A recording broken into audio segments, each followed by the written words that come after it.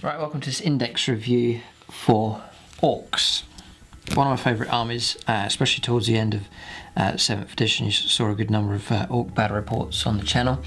And really the Orcs are a project. There's not many people collecting them a while ago, and they seem to be like a neglected faction, and yet one of the most iconic, one of the most famous factions within the 40k universe. So I really wanted to give the Orcs a go, and had really good fun putting the army together. And as being an underrated army, they actually did pretty well against most of the armies on the channel. So I've heard they've improved in 8th edition. I've been going through the Orc index here, trying to find a way of bringing that army over into 8th edition. I have been struggling, so in this video I'm just going to do a review of the index. So every Orc unit I'm going to go through, sort of give you my take on as to which units are good, which ones are not so good, and then it will sort of give you an idea of what direction I might take this Orc force in the future. So just to mention, I've got mine from gamingfigures.com. You can check them out. They do Games Workshop at a discounted rate, and they do 15% off if your order comes to over £100. They give you an extra 5% off on top of that, and then if you order in the UK, they'll give you free postage on order over £40 as well. So it just means you can get a hold of your Games Workshop models and accessories and so on at a discounted rate, and it just helps take away a bit of the cost of the hobby. So check them out. That's gamingfigures.com. So for Orcs, if you do want to keep track of these, then there'll be army development videos or video on the Plus channel, so you'll get an early view of the Orc list once I put it together, and then also you can help influence and help make changes and comments and suggestions and help shape that Orc army as well. So it's Xenos 2 is the book. Orcs come up first. It really has been fascinating in 8th edition, putting new armies together, and I think for probably most of the armies we'll be bringing in new units. New units already have, or painting up entirely new units to add to each of these armies, and I think Orcs will be the same as well. Some new units I do plan to bring in to the force. So Orc army list here then, just some special rules for them. The following abilities are common to several Orc units. So the first one here is Here We Go. The unit with this ability can reroll failed charge rolls. It does make them quite reliable trying to reach in close combat. Now, mentioning close combat, I'm not sure if Orcs are as effective in close combat as they were. Maybe a bit controversial to say it, but whereas once certain Orc units could just reach something in combat and they would destroy it, especially vehicles, striking rear armour, 3 hull points to get through. But now in 8th edition, it is harder to kill things like vehicles, and units that once would have just been like a knife through butter, cutting through certain units like vehicles and so on, now they actually struggle. You need to hit a vehicle, perhaps with your full force of a unit, to cause it to be destroyed in one turn. So I think it's more difficult now. The Orcs are more of a challenge, I think, for them in 8th edition. But having said that, as challenging as it is with the Orcs, other army factions have been brought down, so it does level things up to a certain degree. So here we go, a bit more reliable on the charge. And then Mob Brawl. A unit with this ability can use the number of models in their unit as a leadership characteristic. In addition, a unit with this ability can use the leadership characteristic of any friendly Orc unit within 6. Right, so you've got a mob of 20 Orc Boys, your leadership 20, so you're virtually fearless, unless you take a ton of casualties from that unit, so that's helpful. And also big mobs can affect the leadership of a nearby unit, or a character unit with a really good leadership can help affect Orc units within 6. So that's helpful to remember. Orcs have their own mechanisms here for dealing with morale. We'll come back to the WAAAGH discipline here for the Weirdboy. Wargears just there. So HQ is going to come up first. So Gut Ripper, the actual stats for that model are gone, so I'm going to have to build Gut Ripper up from the Warboss stats here. I do plan to keep Gut Ripper, so he'll just be a regular Warboss here. So what I'm going to do is look up the points as we go along. So Warboss costs 55 points. He used to be 60 in 7th, so he's dropped in points and I think has improved here. So movement 5, they have slowed down slightly, just to represent the bulky movement of the Orcs. Weapon skill 2+, so he's going to hit on 2s in close combat, which is brilliant. Ballistic skill 5+, is to be expected. Strength 6, toughness 5, and then 6 wounds. Excellent stat line. 4 attacks, which is really good. Leadership 8, and then they do come with 4+ saves. So heavy armor is just included in the profile. So that's a really good stat line for Warboss, which is good. A Warboss with a single model is a single model armed with a custom shooter. That will cost 4 points. And it's listed here. It's assault 4, strength 4, AP 0, and then damage 1. It's range 18. So it's okay. It's not bad. I wouldn't expect much from it. Big chopper, which I believe costs. Oh no, it does come with a big chopper here, which is 9 points. And the big chopper is a melee weapon. It's +2 strength, so it becomes strength 8. God. Pretty good. It really is good. And then AP -1, and then for every wound that comes through, it is 2 points of damage, not 1. So the big chopper, I think, has improved. It's got pretty good. Nice little bit of AP off there, and damage 2 is pretty cool. So he'll damage vehicles and characters. Pretty good, even with just a big chopper. Stick bomb, he comes with as well, free of charge. Yep, 0 points. Okay, so you're looking at about 70 points for him just with the standard loadout he comes with here. War gear options then. The model replaces custom shooter with one of the shooty weapons or a choppy weapon list. So, shooty weapons.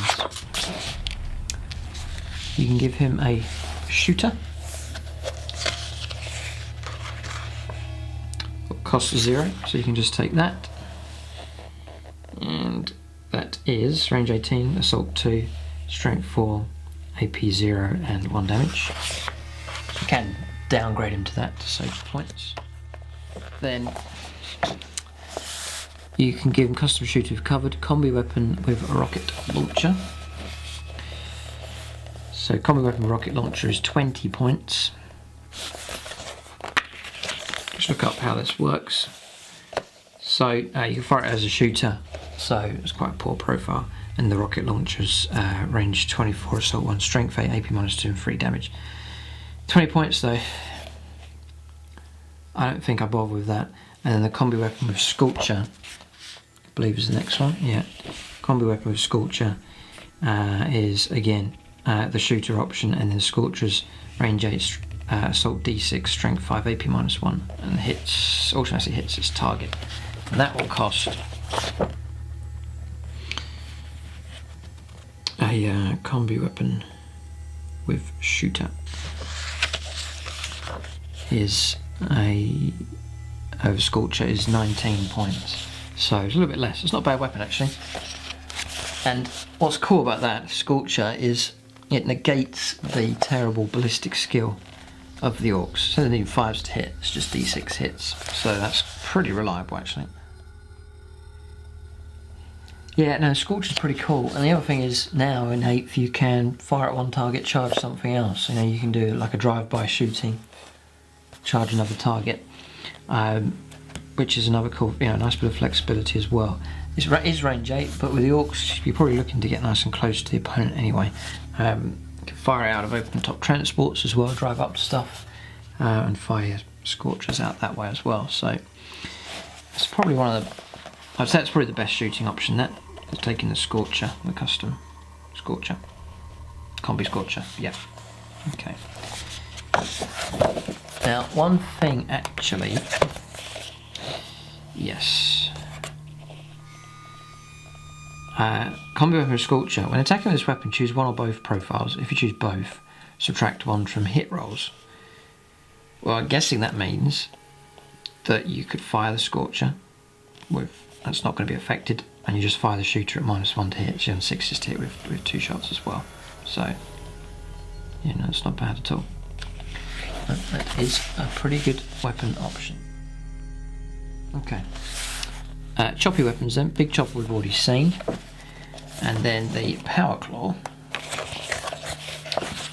will cost, I know what it is, it's 25 points. Now, the way this works, power claw is times 2 strength.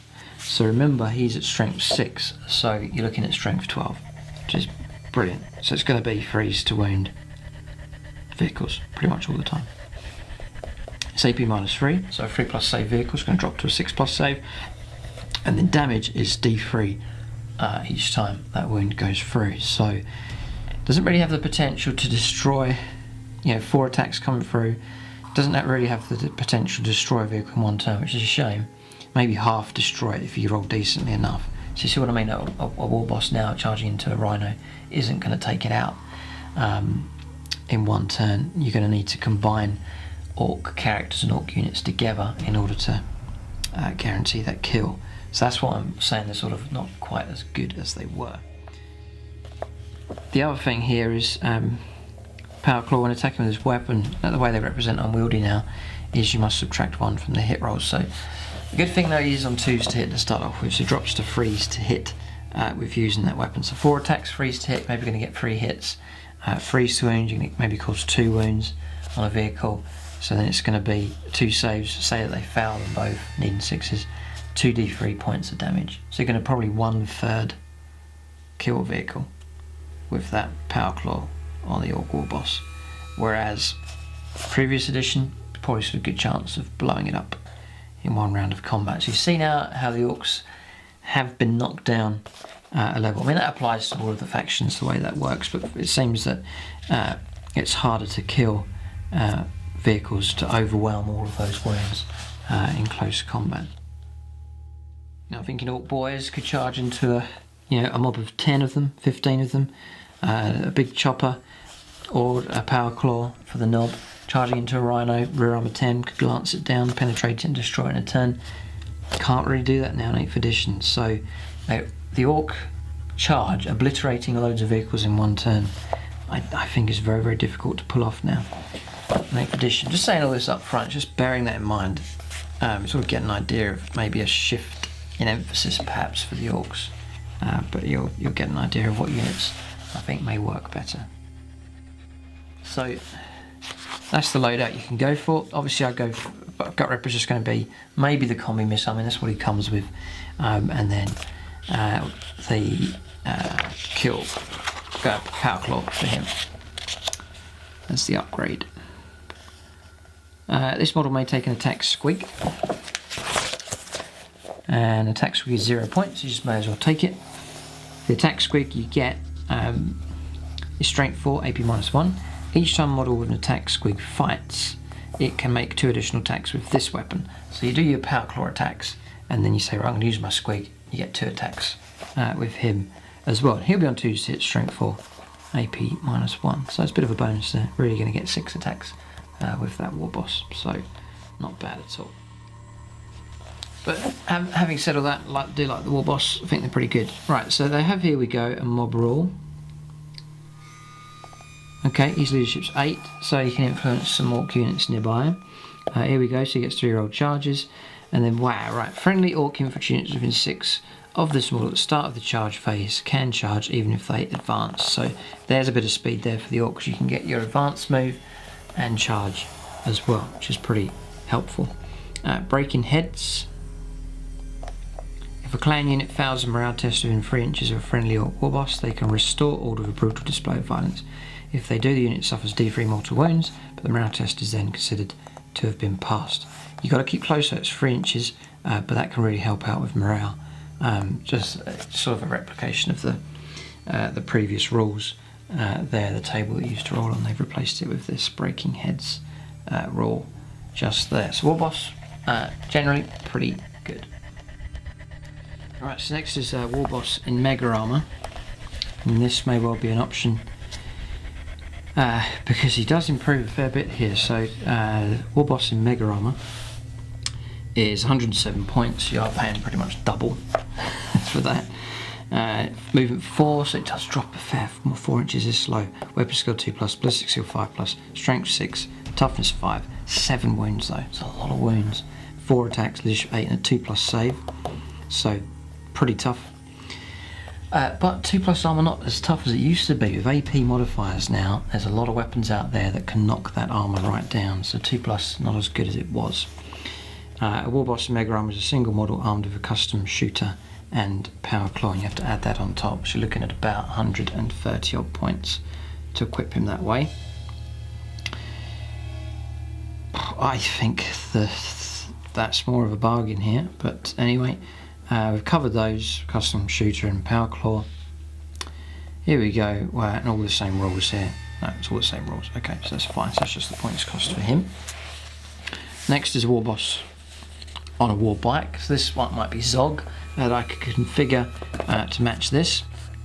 Movement 14, so brilliant for speed, and that will cost 86 points, so not that bad in points costs. You know, you get 86, you add your power claw on top, you're looking at about 110 points for him. Weapon skill 2+, ballistic skill 5+, strength and toughness 6. The toughness improves to toughness 6. It's tough as a light vehicle. Wounds 7. He does get the bonus wound there. That's a lot of wounds that. 4 attacks, leadership 8 and a 4+ save. He does come with the 2 Dakka guns. So let's just see if you have to pay for them. You don't. Okay, that's included in the cost. And the stats for a Dakka gun is just here. Dakka gun, range 18, assault 3, strength 5, AP 0, and then 1 point damage. So it's 2 Dakka guns, you actually get 6 shots. Probably going to hit with 2. Ballistic skill 5+. So not expecting much from that weapon. And again, 7th edition, you could sneak around the side or rear of a vehicle, you could start taking off hull points from that weaker armour. But now in 8th edition, no chance really of causing that kind of damage to a vehicle. So that's that. Just see if there's anything extra here. Not really. Can still take a squig, so he gets his extra attacks just there. But just if you want to increase your speed, gain an extra wound, a bit more tough, then the war bike's a pretty good option. Maybe I'll go for that as well. Okay, Weirdboy. Not sure if he is as good as he used to be, sadly, but I don't think he's quite as good as he was. So Weirdboy is not too bad in points cost, 62 points. Does come with a Weirdboy staff. Let's just see if you have to pay for that. No, it is 0 points, and that's it. So 62 points. It's pretty cheap for a character for the Orcs. It's pretty cheap. Movement 5, weapon skill 3+, ballistic skill 5+, strength 5, toughness 4, 4 wounds, 3 attacks, leadership 6, 6 up save.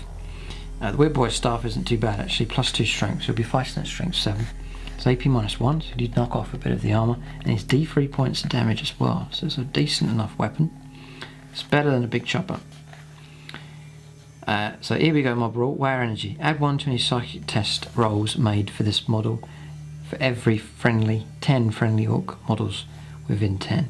However, if the total result is 12 or more, this model immediately suffers perils of the warp, exactly as if you'd rolled a double 1 or a double 6. That's not good, be careful with that. Psyker. This model can attempt to manifest 1 psychic power in each friendly psychic phase, so just 1, and deny 1 in the enemy psychic phase. It knows smite, and 1 psychic power from the power of the WAAAGH, and you can't upgrade that, you're stuck at 1, so he's quite limited. So now take a look at the powers, which I think they've been knocked down a scale, which is a shame. If you remember from different battle reports on both the channels, my favourite was Power Vomit with that template weapon. That has gone, sad to say, but you can use, remember you can only manifest 1 of these. There's Ed Banger. There's a warp charge value of 6. If manifested, roll a d6, compare it to the toughness characteristics of the closest visible enemy model with a 9. If the result is higher than the model's toughness, it is slain. So potentially pretty good, but you've got to get pretty close for it, and you've got to get a good roll if it's against something that's quite tough. So think it's that great. Warpath, it's a warp charge value of 7. If manifested, select a friendly orc unit within 6 of the Psyker. Increase that unit's attacks by 1. And that's helpful enough. It's helpful enough. The jump has a warp charge value of 7. If manifested, select a friendly orc infantry unit within 6. Remove this unit from the battlefield and set it up anywhere on the battlefield more than 9 inches from enemy models. This unit counts as having moved for the purposes of any rules, e.g. firing heavy weapons. So I mean that could be pretty good. You know, stick him with a unit of Orc Boyz, 30 of them, then just jump them across the table.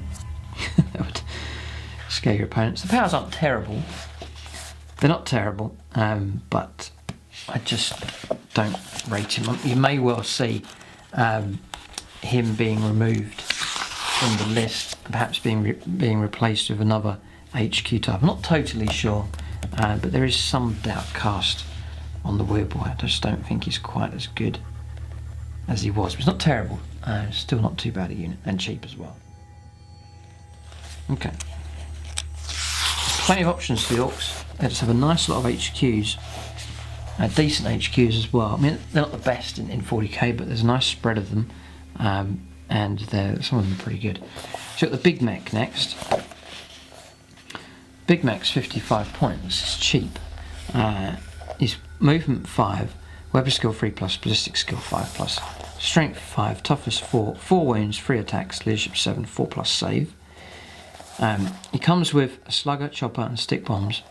He may be accompanied by a grot oiler. A grot oiler is 4 points, just to bear that in mind later on.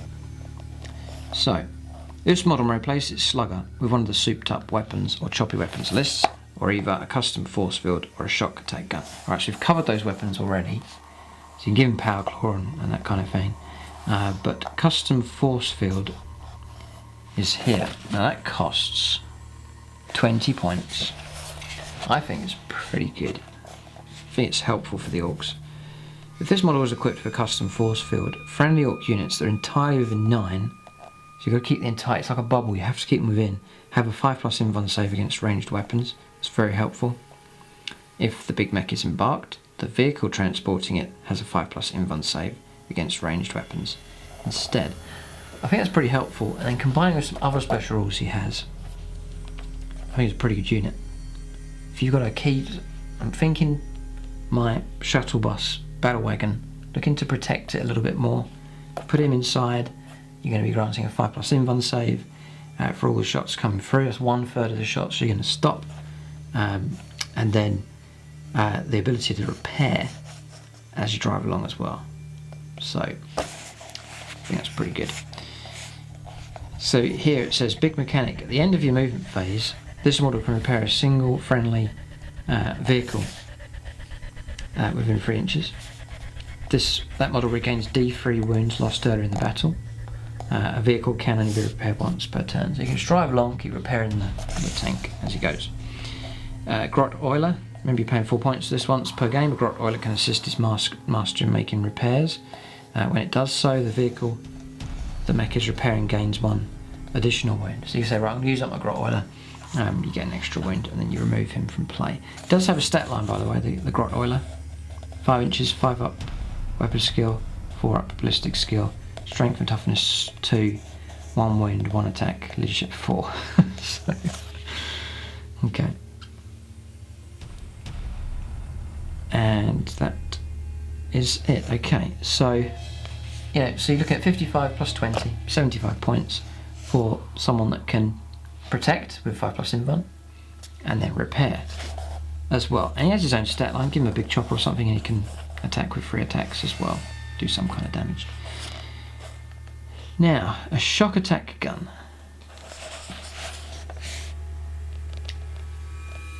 Yeah.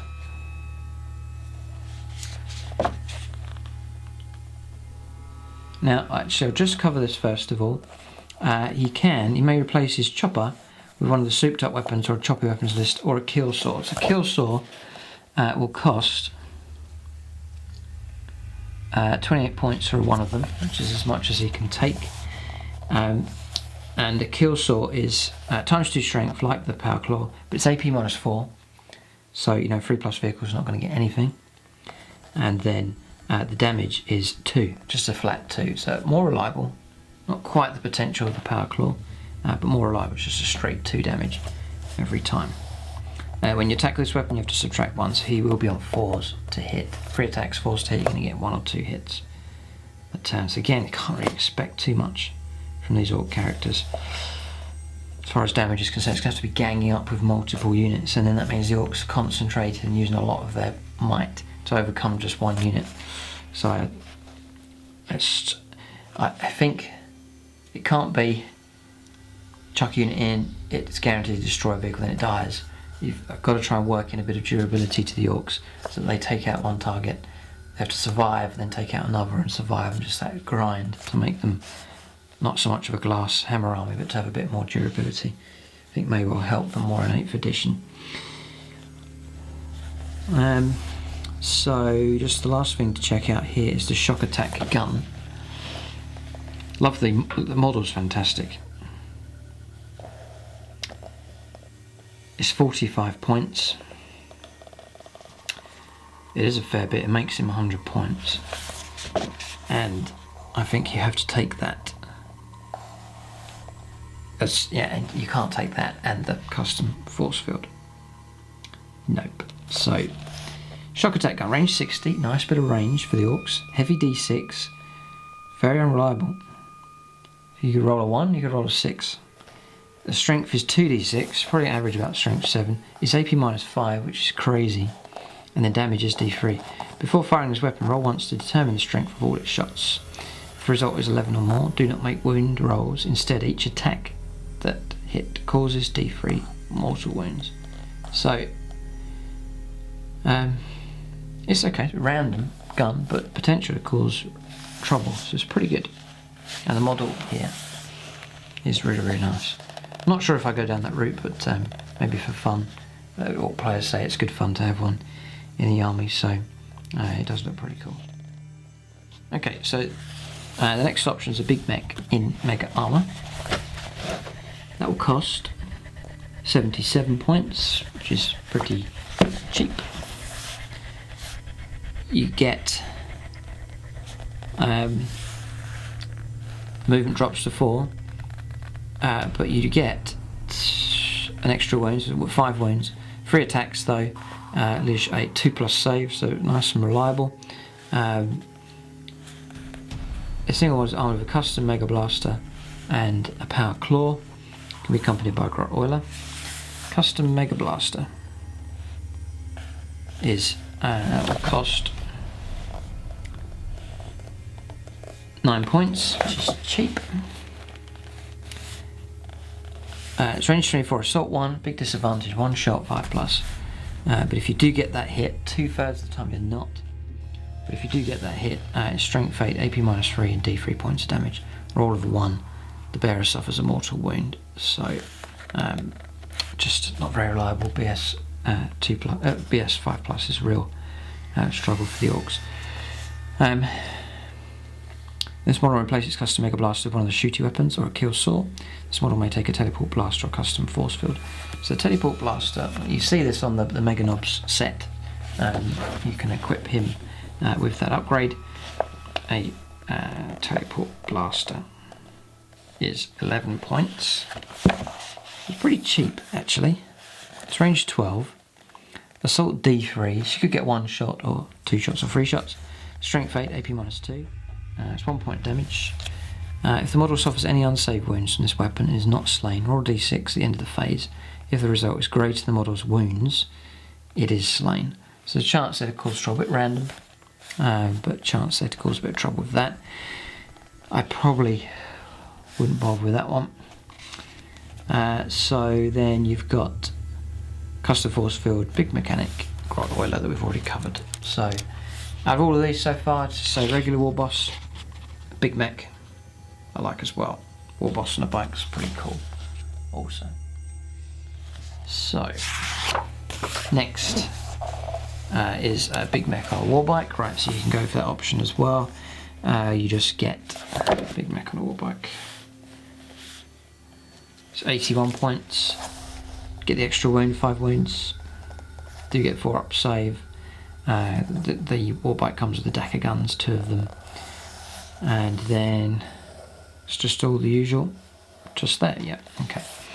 Next is Guzkar, one of the named characters now. He's over here. He's 215 points. Let's just see if he costs any extra. No, includes wargears. So 215 points, and that's it. Movement 5. Weapon skill 2+, ballistic skill 5+, strength and toughness 6, 8 wounds, he is a beast, 5 attacks, leadership 8 and a 2+ save. He's armed with a twin big shooter, so that's a fair amount of shots. Yeah, assault 6, strength 5, AP 0. But again, wouldn't expect to do much of that. Sounds really good, but you're just usually going to get 2 hits with it. The custom claw is a melee weapon. It's ×2 strength, so that puts him on strength 12. It's AP -3 and 3 points of damage. So, but even he might struggle to totally destroy a vehicle in 1 round of combat. So it's tough. Stick bombs. Abilities, here we go. The Great WAAAGH. Friendly Orc infantry units within 6 of Guzkar at the start of the charge can charge in if they advanced. Furthermore, friendly Orc infantry units add 1 to their attacks characteristic if they charge this turn, and Guzkar is within 6 of that unit when they fight. So that's a pretty good bonus, especially for big mobs. It's really helpful. And the Prophet of Gork and Mork. Guzkar has a 4+ invuln save, so that helps the Orcs there having an invuln save as well. The boss is watching. If a friendly Orc unit fails a morale test and they're within 6 of Guzkar, he can restore order. That's the same as D3 wounds. Okay, so Guzkar's okay, but you can get a Warboss for half the price. I still don't think he has the potential to take out a vehicle. In a good roll he will. If he gets, let's just say here, 5 attacks. Say he gets 4 hits, 3 wounds on the tank, and they don't save any of them, you're going to cause 9 wounds. It's not enough to destroy it. So it's interesting. It really is interesting for the Orcs. Challenging for them. You know, 7th edition, I could coordinate an Orc attack, break off my Orc units, target 6 targets, and if it was vehicles, if I placed it right, they could pretty much destroy those. You know, in 1 brutal round of charging, they could do it. If I split those same units up in 8th edition, they would probably take out none of those targets. They'd damage them, but they'd probably take out none of them. So I think it's really hard for the Orcs here. But leave your comments and feedback.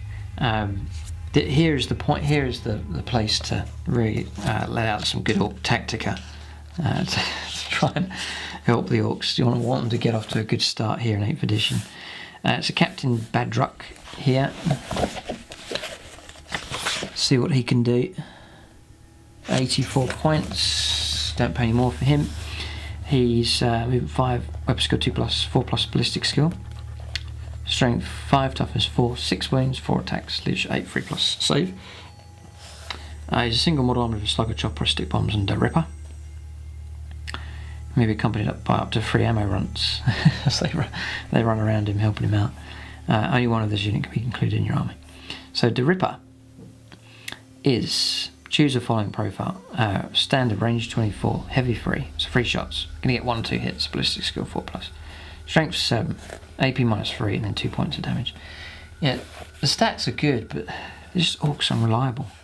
Supercharge, heavy 3, strength 8, AP -3, 3 points of damage. If you're a 1 or more to hit rolls of 1, the bearer suffers D3 mortal wounds. Oh, so not so good there, but the ammo runts might help. No, actually,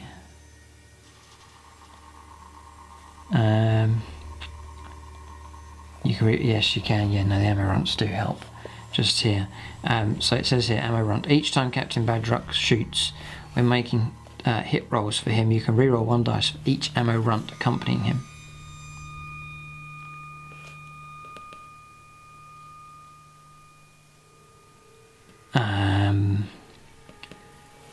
So I'm just looking here. When rolling to wound this unit, to use Badrukk stuff. Right, so ammo runts are not one use only rerolls. They're actually really good. You keep them. So he's going to be hitting, say, 3 shots here. Say firing your supercharge. 3 shots. You get 2 misses. One of them's a 1. You're in trouble. You use your ammo runts to do your rerolls. And you just keep using your rerolls.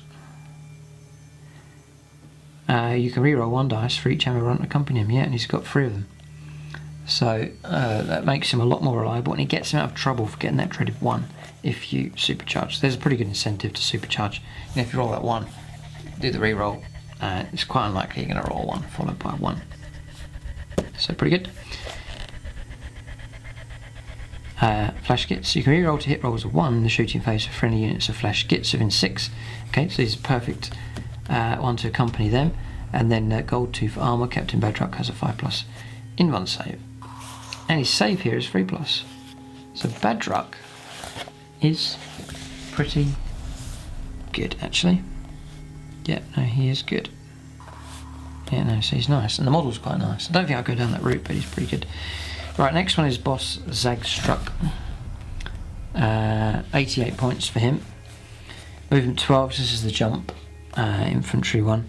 Weapon skill 2+, ballistic skill 5+, strength 6, toughness 4, 6 wounds, 6 attacks. Brilliant. Leadership 7, 4-up save. He's armed with the Vulture's claws, slugger, chopper, and stick bombs. You can only take 1 per army. So the Vulture's claws is +2 strength, so he's on strength 8, AP -3, and D3 points of damage. Each time the bearer fights, only 2 attacks can be made with this weapon. Okay, so you just get 2 dice for that nasty attack there, and then the rest is chopper attacks.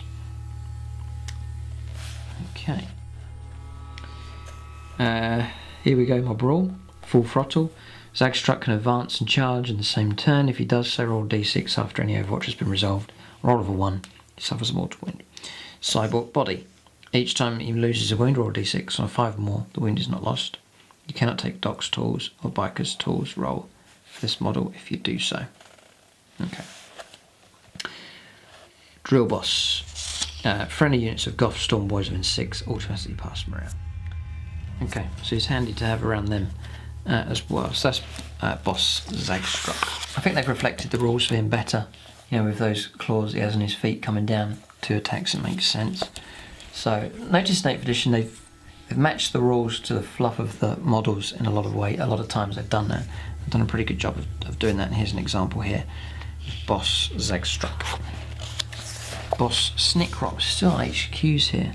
Well, this is the last HQ actually, then we'll run on to elites, but plenty of characters options, single models that can be used to do a whole load of things. Loads of options here for the Orcs. It is a diverse faction. Snikrot. 69 points, including all of his war gear, so another cheap HQ.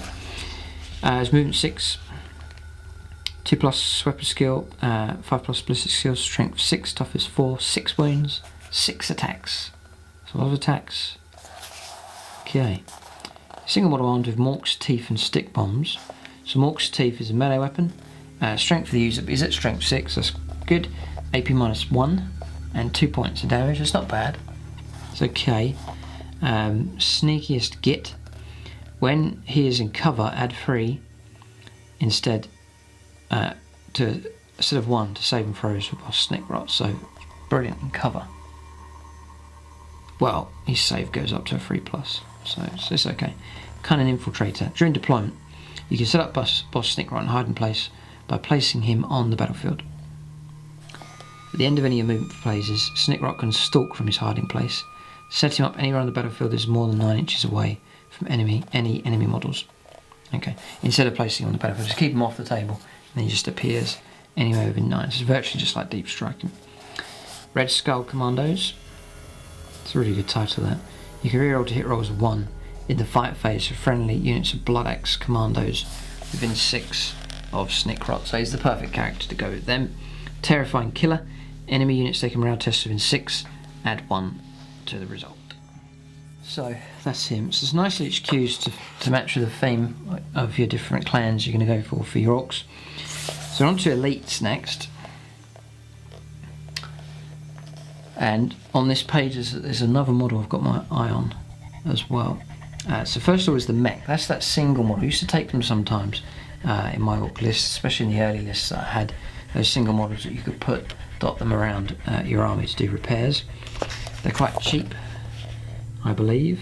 22 points each. Movement 5, weapon skill 3+, 5+ ballistic skill, strength toughness 4. They've got 3 wounds now. 2 attacks though, don't expect much from them. Leadership 6 and a 6-up save. They come with slugger, chopper, stick bombs, maybe accompanied by grot oiler.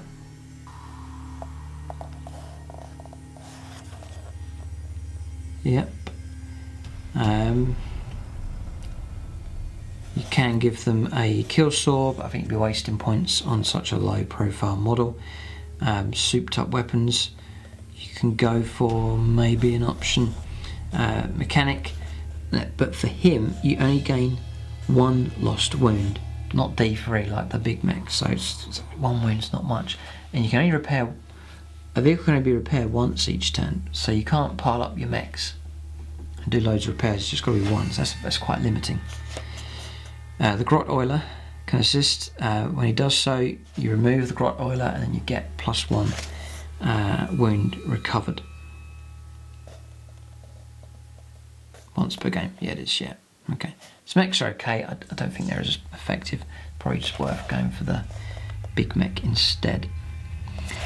Alright, so Painboy, this is the one I'm interested in. Almost took one for my 7th edition army. Couldn't squeeze him in, but maybe with the army being changed around, some space will open up to bring one of these in. Painboy is 40 points. He is cheap. He is cheap, and you get a pretty good stat line for him. Movement 5, weapon skill 3+, 5+ ballistic skill, strength 5, toughness 4, 4 wounds, 4 attacks. It's pretty good. Leadership 6 and a 6-up save. Now he's armed with an Earthy syringe and a power claw. The Earthy syringe is 0. The power claw we know is 25 points. You're looking at 65 points for him, but he's armed with a decent melee weapon for sure, and he's got 4 attacks, so I don't think that weapon upgrade's been wasted on him. So your mech's got 2 attacks. 4 attacks is way better. You can be accompanied by a grot orderly, and let's have a look here. It's hard to know where to find these. Here he is, grot orderly. It's 4 points, so pretty cheap. Grot orderly. If this model is accompanied by a grot orderly once per game, when the Painboy is attempted to heal a model using Doc's tools, you may reroll the dice, either when determining the surgery is successful or when calculating the number of wounds regained. That could be helpful, as you'll see a bit later on. When rolling to wound this unit, that's just that. Okay, so Doc's tools. Roll d6 each time an Orc, infantry or biker unit loses a wound within 3 inches. Roll of a 6. The unit doesn't lose that wound. So a unit within 6. So it's not wholly within 6. You can have one model within 3 inches and the rest spread out. And then anyone losing models or wounds from here, roll dice. If you get a 6, ignore it. I think that's really helpful, especially if you can plonk him right in the middle of a big mob. In addition, at the end of your movement phase, a Painboy can attempt to heal a single infantry or clan biker within an inch. So you keep him next to your Warboss, for example. It could be Gut Ripper's best buddy here. Roll d6. What's funny is always saying how Gut Ripper gets repaired after he dies in a game. Well, now we might get to meet his doctor in 8th edition. Roll d6 on a roll of a 1. The model you're attempting to heal loses a wound. That's where you need your grot orderly to get that reroll if you mess it up. But on any other result, the model regains D3 wounds. You know, all of a sudden, you could regain 3 wounds in 1 round. You only make 1 attempt to heal a given model with the Doc's tools or biker Doc's tools ability in each turn. So, it's really cool. And I mean, I've just seen here, look, Painboy on a Warbike. Stick him next to Zog, and then just keep healing Zog and driving around with... hang on a second, look, you've got Zog right on a Warbike. with his Power Claw. Now he might not be enough to take out a vehicle, but if his Painboy mate charges in with him, there's another 4 attacks with a Power Claw. Now you're talking about destroying a vehicle. I like Painboys. And on a war bike, you can drive them around the characters quickly and do healing and stuff with them. Yeah, this is cool. So keep an eye out for Painboys. Leave your thoughts about them, but I picked them out here. I think they're pretty good. The Painboy on a weird bike. Painboy on a war bike. Let's just see how cheap or expensive he is. He's 90 points. God, he's a lot more expensive than 40 points. You are regaining your... Well, I don't know if he can heal himself. I don't know about that. If you know the answer to that, I think he might be able to. I don't know about that though, but if you do know for sure, leave that. Can these Painboys heal themselves is the question. But here he'll get 5 wounds, does get the extra wound, does get the extra toughness as well, and the movement's fantastic. It's a 14-inch move. Alright, so viable options here. Really I'm liking the look of multiple Orc HQs and a single elite models as well. Some really good options for him. So just calling it out, I think the Painboy is pretty good all round and pretty cheap. Right, so if you really want to go for a souped up Painboy, you've got Mad Doc Grotznik here. Now he is 74 points. That isn't too bad. For that you get movement 5, weapon skill 2+, 5+, ballistic skill, strength toughness 5, 4 wounds, 4 attacks, leadership 8, 4+ save though for him. He's armed with a slugger, Power Claw and Urti Syringe. You can only choose one of them per army. So the Power Claw is included here, so he's actually pretty good value. He is. Okay. So he gets Doc's Tools.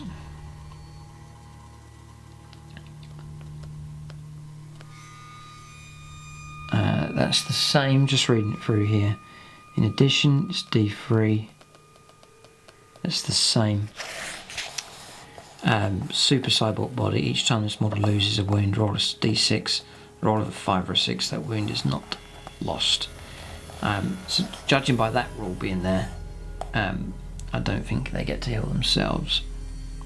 Could be wrong, but I don't think they do. 1 scalpel short of a medipack or medpack. If at the start of the charge phase there are no friendly Orc infantry units within 3 inches of Grotznik, he would attempt to charge the nearest enemy unit.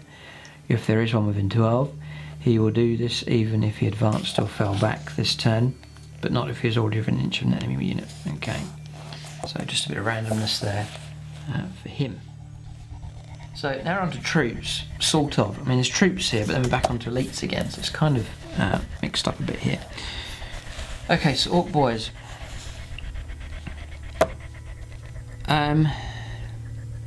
They've improved with the core rules, but in the book here, the stats, I think they're not as good as they were to a certain degree. I'm just not so sure on them.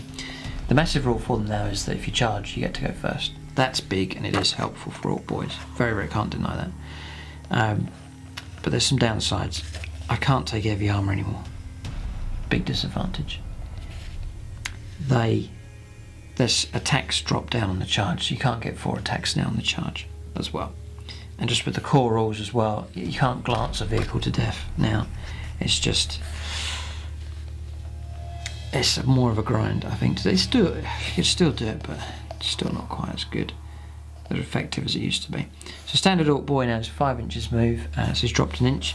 Weapon skill 3+, but that's an improvement. Freeze used to be like 4s to hit space range, it's just always freeze now. Ballistic skill 5+, strength and toughness 4. Strength's now standard 4, so that's an improvement. 1 wound, 2 attacks as standard, leadership 6 and a 6+ save. You can unit of 10 Orc Boys, include up to 10. A boss knob may take the place of 1 Orc Boy. I don't think there's any cost to that, so you just take him there. For that you'll get strength 5. You do get 2 wounds, you do get 3 attacks, so not bad. Any Orc Boy replaces Chopper and Slugger with a shooter. We've seen all of these here. The Chopper, just to mention, when you fight you do get an extra attack, so you are getting a bonus there. There's no bonus for charging anymore, so you do get 3 attacks though, whether you charge or not. So it's still a fair amount, you know, 10 Orc Boys, 30 attacks. And if you charge you get to go first, which is good. Any Orc Boy replace his Slugger and Chopper with a shooter. The Nob may take choppy weapons, so that's your big chopper power claws options for them.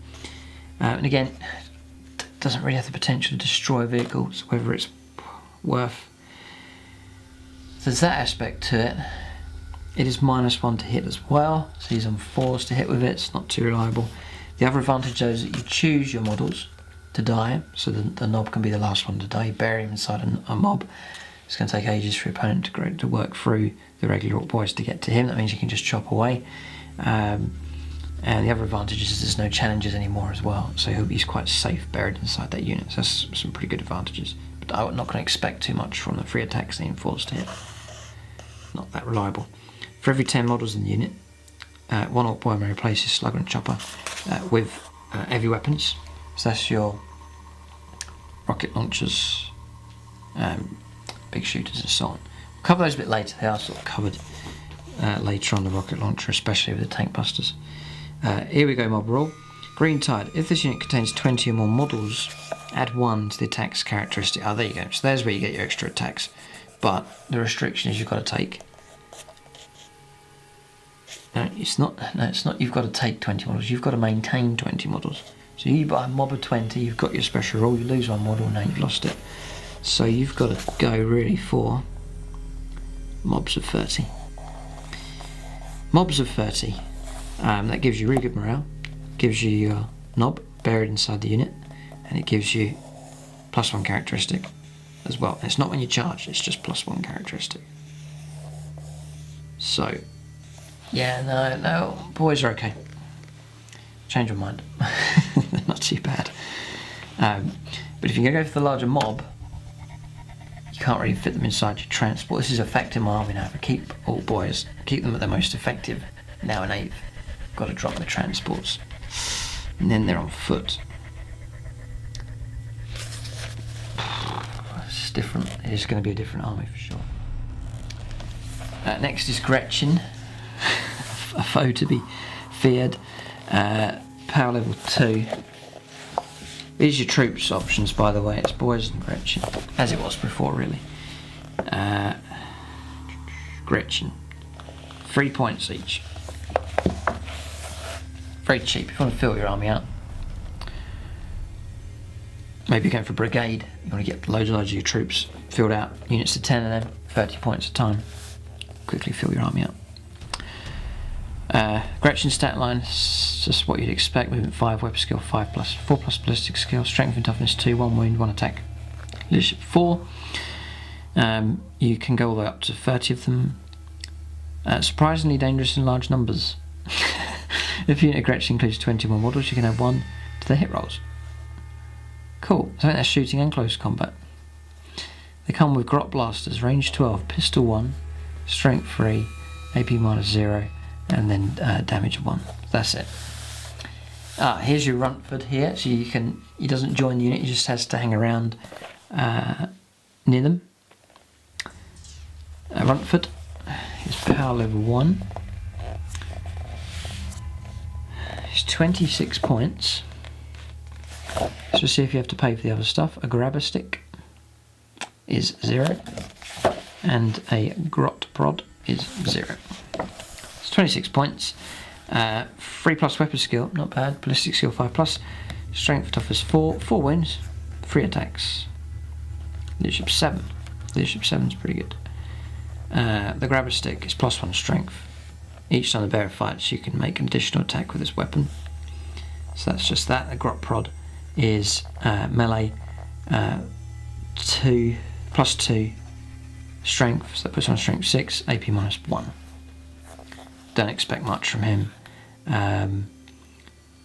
The grabber stick can be replaced with the grot prod. The model may take either a grot lash or a squeak hound. So just look up how much they cost. Grotlash is 0, Squighound 0. Okay.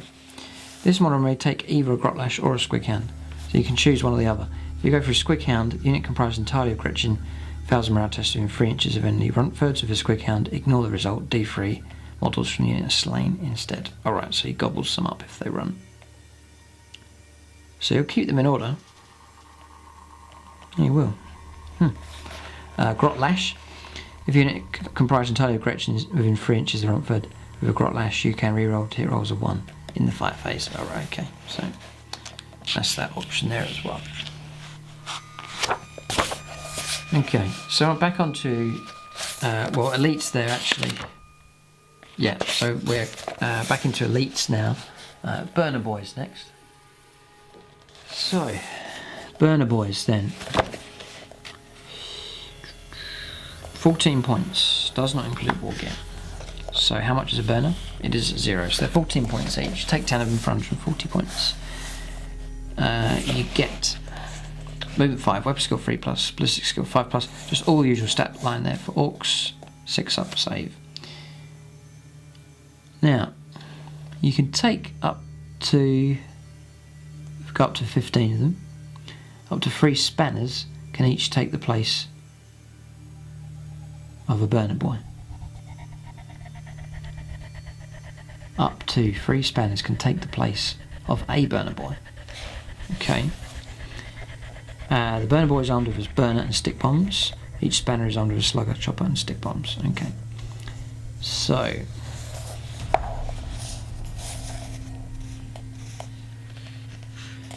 at the end of your movement phase, a spanner can repair a single friendly vehicle with an inch. That model regains 1 wound. The vehicle can only be repaired once each turn. Okay, now the question I've got here is, you have a spanner, so you've got 3 spanners in the unit. Does that mean, it says here a vehicle can only be repaired once each turn. So you've got 3 spanners, you say, right, here's my first spanner, done my repair. Are the other 2 allowed to do their repairs? Can it be all the models in the unit that can make the repairs, or is it just one repair attempt by one model only? If you're able to clarify that just there. There's Pyromaniacs here. If your unit destroys an enemy unit in the shooting phase, it automatically passes morale tests until the start of your next turn. So they go fearless if they destroy a unit. Easily forget that rule in the middle of a game. So the key then is the burner. How decent is this? It's a 14-point model. So they've split it here between shooting and melee, as before. For shooting, it's range 8, assault D3. That is a shame. It's not D6. It's half the effect of a flamer, which I think is a shame. It's strength 4, it's AP -0, and it's damage 1. Before a unit fires its burners, roll once for the number of attacks, and use this for all burners fired by the unit. So you've got unit 10, roll D3. If you roll a 1, you get 10 shots. Roll a 2, you get 20 shots. Roll a 3, you get 30 shots. I think they've taken a knock. If they were D6 shots, I'd be more tempted to take them, but D3 is quite poor. But in melee, the burner is strength of the user, strength 4. It's AP -2, damage 1. But it used to be AP 3 though in 7th, so I think burners are taking a bit of a knock. Sadly, yes. Spanner may replace his chopper with a kill saw. Is that worth paying out all those points for that? Because he only has 2 attacks. He needs force to hit. I don't think it's worth it. And you can go for super top weapons as well with the spanners there if you wish. So sadly, I don't rate the Burna Boyz there, sad to say. But I mean, they are cheap. I mean, 10 of them, 140 points. You know, it's not that bad. What is good about them now, in 7th, one thing I will point out, in 7th, you had to choose, am I going to shoot with them or use them in melee? Here, you use both. You get your shooting attacks and then you get their ability in melee as well. So, you know, maybe charging into Imperial Guard, for example, going to get a load of hits against the opponent, and then in melee, AP -2, you're going to cut through their armour, cause them loads of trouble. 2 attacks. You know, unit 10, 20 attacks, freeze to hit. Still okay. They're not terrible. not terrible by any means. Maybe if you wanted a cheap unit to fill out a transport, chuck them all inside a truck and then go straight at the opponent. Might be an option. Okay, so next is Tankbustas. Now they feature quite heavily, not these ones here. I did my own sort of conversion work for them. Had 2 units of 8 in the 7th edition army. I really enjoyed using them. Put them inside looty wagons. Sadly, looty wagons are not available, which is a shame. A real shame. I don't know why. I don't know why games actually don't put them in here. You know, it encourages people to make conversions and so on, which is one of the great aspects of collecting orcs, but they've not been included in here, which I think is a tragedy. But anyway, Tankbustas, I rated them highly in 7th, and I rate them just as highly in 8th edition, so this is a key unit here. May even expand them slightly. So, Tankbustas. A Tankbuster costs 5 points, and then you have to pay for the rocket launcher, which is 12 points. So you're looking at 17 points. You get 10 of them is 170 points. It's quite expensive because they're not got the best armour safe, but I think they are pretty good. The usual stat line for orcs, I don't need to keep calling that one out. There's your knob there, and then the bomb squig will come back to him. So you can include up to 10 of them total, so you can go up to 15 of them. For every 5 Tankbustas or boss Nobz in the unit. Boss Nobz.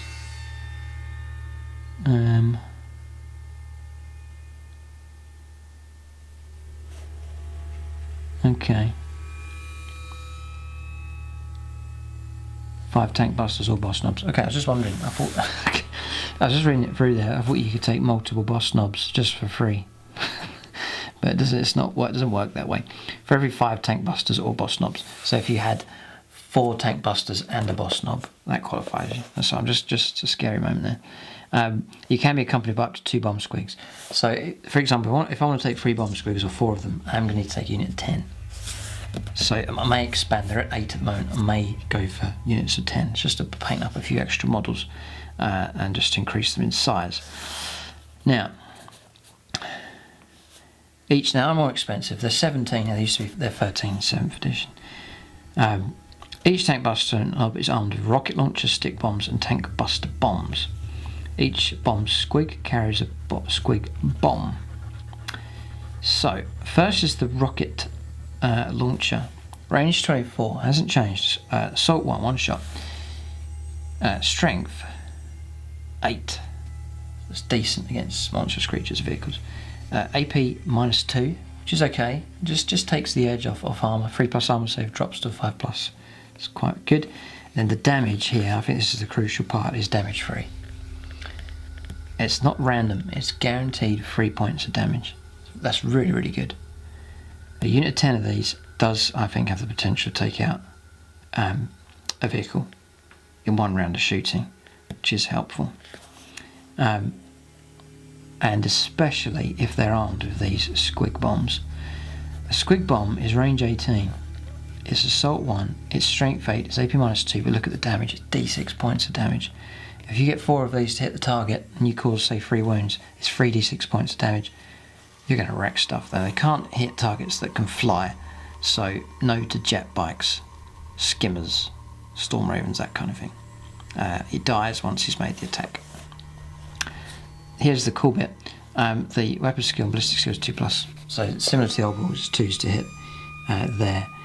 Now I think they've gone for weapon skill, ballistic skill, because if you... I'm not sure actually. A squig bomb. Yeah, maybe I'm not sure how it works. Maybe if he fights in combat, let's just check here. It's assault 1. I don't know how he works in close combat. I'm just wondering how he would work in close combat. Say if a unit's been charged, because these models are actually on the board. If a unit's charged, can you use the bomb squigs in combat? That's a question I've got. just there. I mean, you can shoot them, they scuttle and run at the tank and they detonate, that's fine. What about in combat though? They're charged by a rhino. Can they detonate themselves against the rhino in close combat? I don't know what they can do, or whether they just use their stat line here to hit in combat. So that's that. The rocket launcher is fantastic. The squig bomb's fantastic as well. Now, the bomb squig though is, trying to find them here. Bomb squig. They are 10 points a time. They used to be 5 in 7th edition, but for 10 points, 2s to hit a target, 3s to probably wound it. Potential D6 points damage. I think it's worth it. So I think I'll take 2 of them, maybe 3, maybe 4. It's now 170 points. Units becoming 210 points.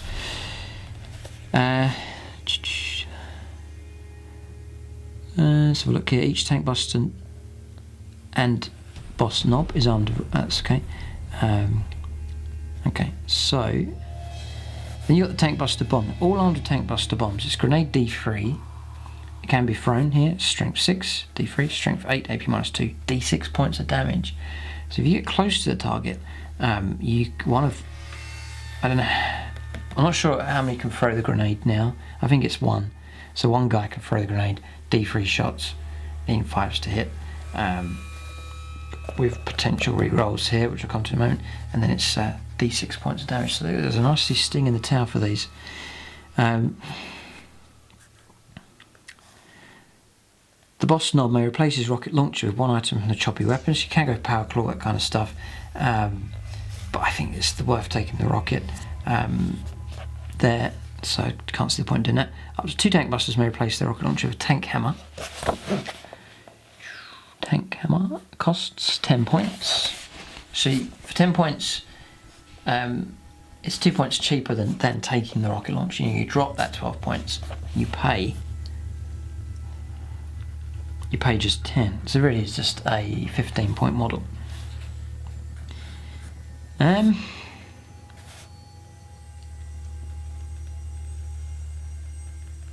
Yeah, don't know if it's worth. I don't know whether it's worth going for them. Make a single roll when attacking with this weapon, so you do get dropped to 1 attack. If it hits, it's D3 mortal wounds, then you remove the bearer. God, that is quite expensive. Ouch. It reflects the fluff though. The guy is just hammering a rocket head into the vehicle and then it detonates, so he's going to die. I mean, as I said earlier, the fluff matches more the models. That rules for tank hammer is cool. It reflects, I mean, it's, you know, I want it to be better, but it reflects the kind of stupid thing that the Orcs would do to hammer in a rocket head into a tank. So I mean that fits. And then look, you can take another thing here is you can, for every 5 models in the unit, 1 Tankbuster may replace their rocket launcher with a pair of rocket pistols. You couldn't do that in 7th, but look, here he is, he's got the rocket pistols. I think they're quite expensive though. 12 points. Alright, pair of rocket pistols, 12 points. Okay, so that's okay, because here, rocket pistols, range 12, pistol 2, cool thing is you can fire these in combat, strength 7, AP -2 and D3 points of damage. Still rate the rocket launcher, probably stick with rocket launchers. You could add in a couple of, you know, you could have a unit of 10, so at longer range they can just chuck and do that damage. As you get closer to the opponent, you could have a couple of tank hammer guys on standby. Why not? And a couple of and some squigs as well. Real tank hunting sort of mob. The only downside is keeping them alive. But then if you transport and protect them well, then that would work out quite well. I think maybe battle wagons for these, to give them an armoured castle to drive around in.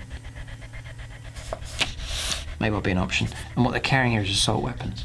So on the move, it's not heavy weapons. So they're going to fire at normal ballistic skill, even if the vehicle moves, I believe. So Tankbusters, I rate them. I think they have the potential, they have the weaponry to cause serious damage to the opponent. One of the stronger units here for the Orcs. And not only that, they get tank hunters You can reroll failed to hit rolls for attacks made by this unit against vehicles. So all of a sudden, you become the old style twin linked against vehicles. And that's usually what we're going to be hunting. So 10 shots, 5s to hit, rerolls, 5s to hit, makes them really good. That's it. Bomb squig, if it dies, doesn't count for morale. So I like Tankbustas. I like the models I've done. There is a video of them, of how I did the conversions. It's on the channel if you look back some months ago, if you want to check that out. But I hope to maybe paint up a few more and add them in, so you can expect to see Tankbustas in the new revamped force. Right, so next is Nobz. Standard Orc Nob. 17 points. It's funny, you get him for free pretty much in with an Orc Boyz mob. Yeah. They're 6 points each, by the way, the Orc Boyz, so they are cheap. They are cheap.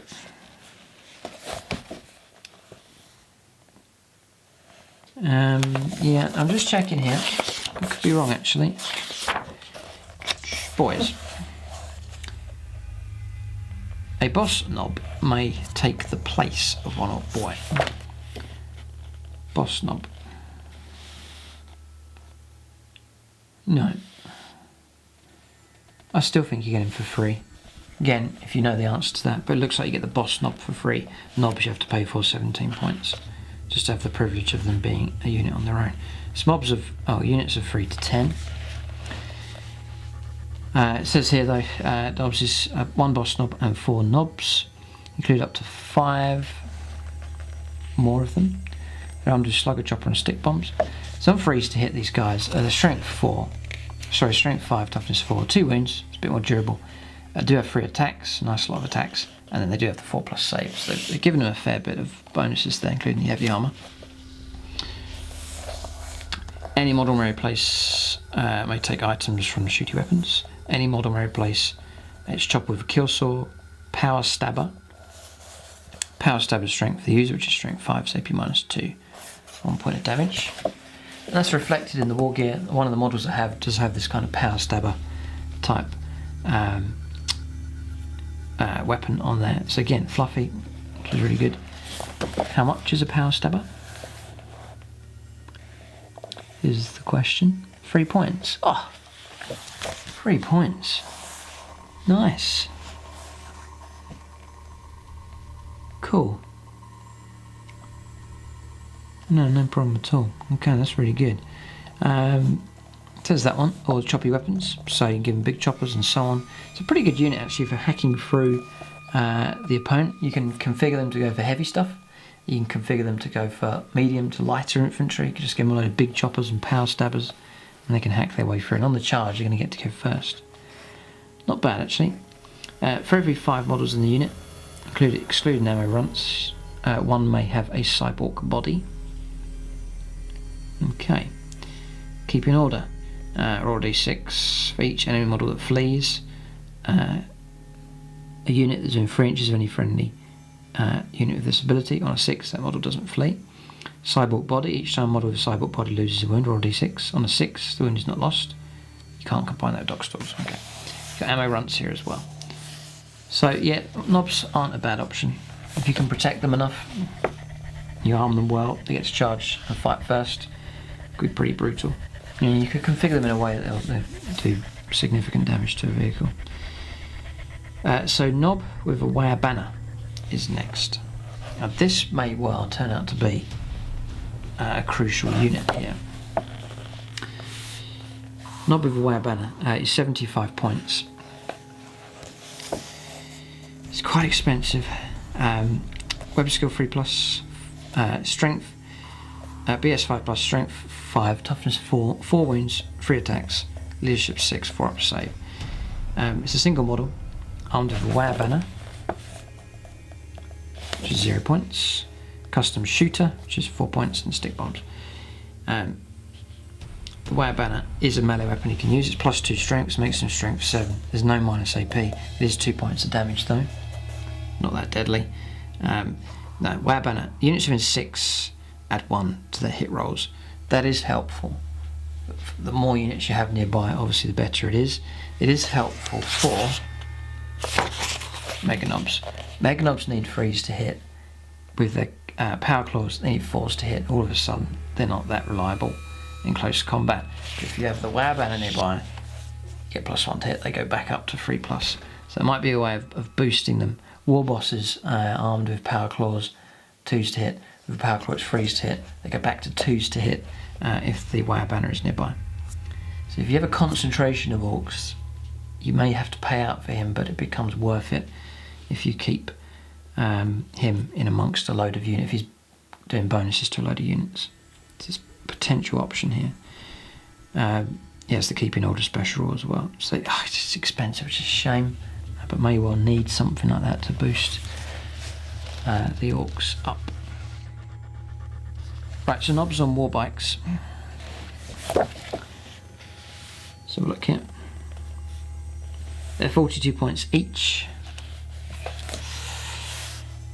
But they're movement 14, they're fast, strength 5, toughness 5, 3 wounds, 3 attacks, 4 up save.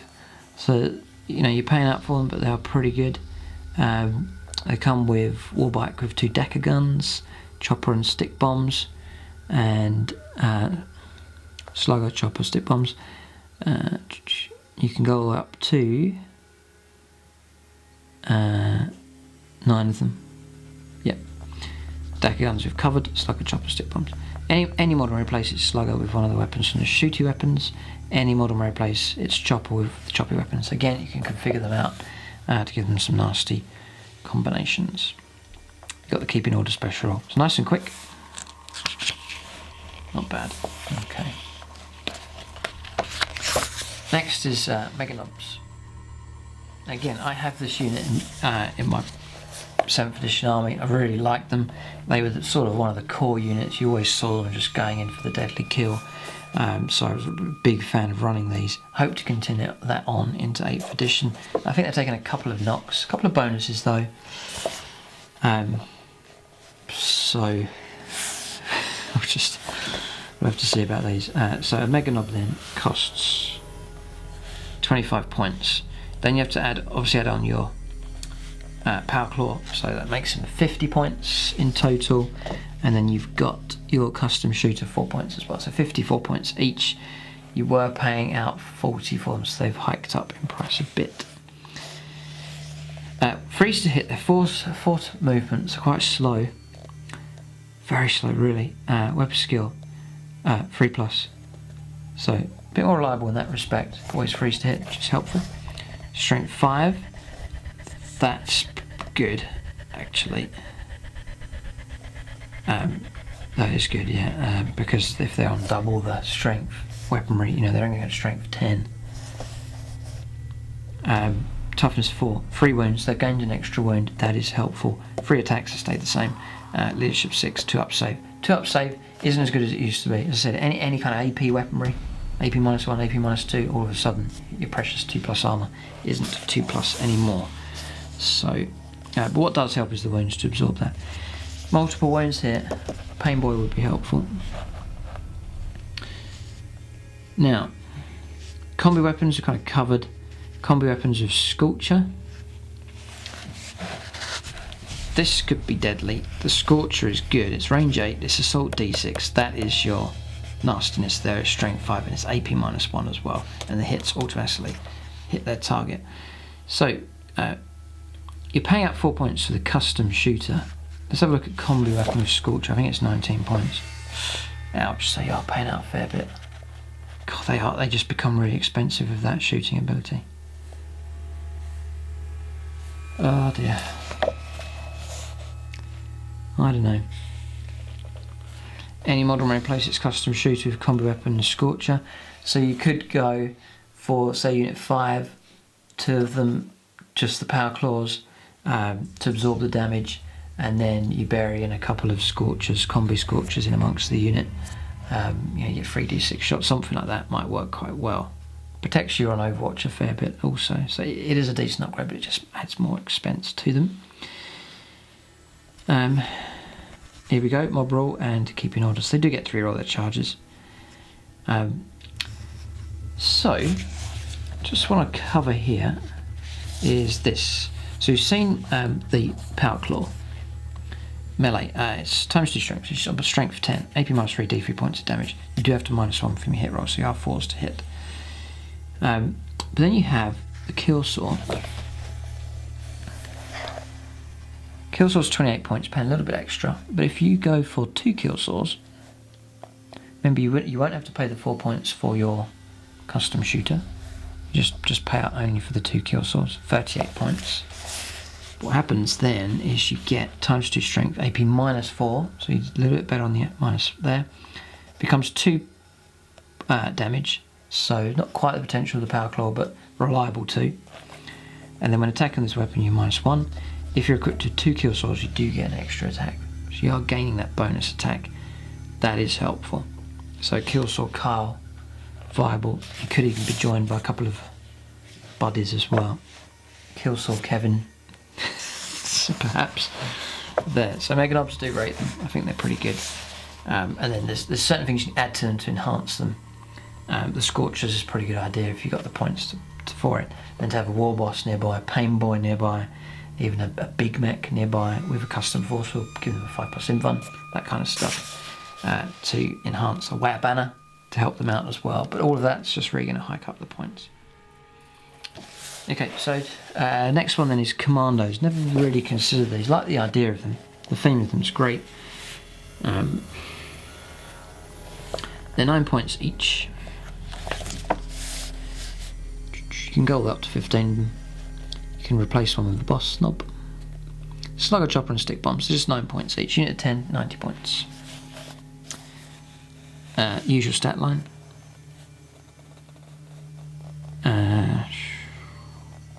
Slugger, burner, melee, chopper, stick bombs. Right, okay, so your options are up to 2 Kommandos may replace their slugger and slugger with a big shooter, burner, or rocket launcher. So a little bit of an ambush there.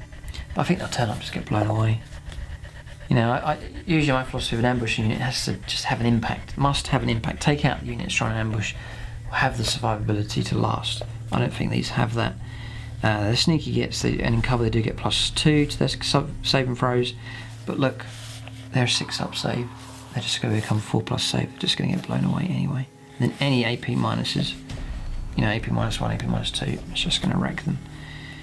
Cunning infiltrators. During deployment, you may set up unit commandos in hiding instead of placing them on the battlefield. At the end of any of your movement phases, they can stalk from their hiding place, set them up anywhere on the battlefield is more than 9 inches away from enemy models. So they have that ability, but I think they're too soft. Sad to say, too soft. Okay, so next is the Orc Trukk. My cheap transport unit I used to have now has become monstrous in its cost. 35 points I used to pay with a 35 points. It included a rocket launcher on top and the reinforced ram. Now it's 76 points, almost it's over doubled, well over doubled. For this you get, I suppose it's more durable, for sure, it is more durable. Weapon skill 5+, ballistic skill 5+, strength 6, strength is across here in this damage chart. Strength 6 usually drops to 5, then 4. Movement is 12, then you drop to 8 and 6. Your attacks go from 3 to D3 to 1. Do get 10 wounds, so it's more durable than the previous Trukk for sure. Leadership 6, 4-up save. Now, Trukk is a single model equipped with a big shooter. This model may replace its big shooter with a rocket launcher, presuming you have to pay for that. So now you've got to add 12 points on top of 76, so you're getting close to 100 points just for this heap of scrap. Then you can take a wrecking ball. That will cost, I suppose it's melee, 3 points, cheap. A wrecking ball here. Here. +1 strength, so it makes him strength 7 if he's at the right ruined bracket. It is AP -1. The bearer can only make 3 attacks as weapon, so you get 3 attacks. But look, I mean, your weapon skill's 5+, so you already get a hit. Not that impressive. Ramshackle. Wrecking Ball's terrible, really. Roll a d6 each time this model suffers damage from an attack that has a damage characteristic of more than 1.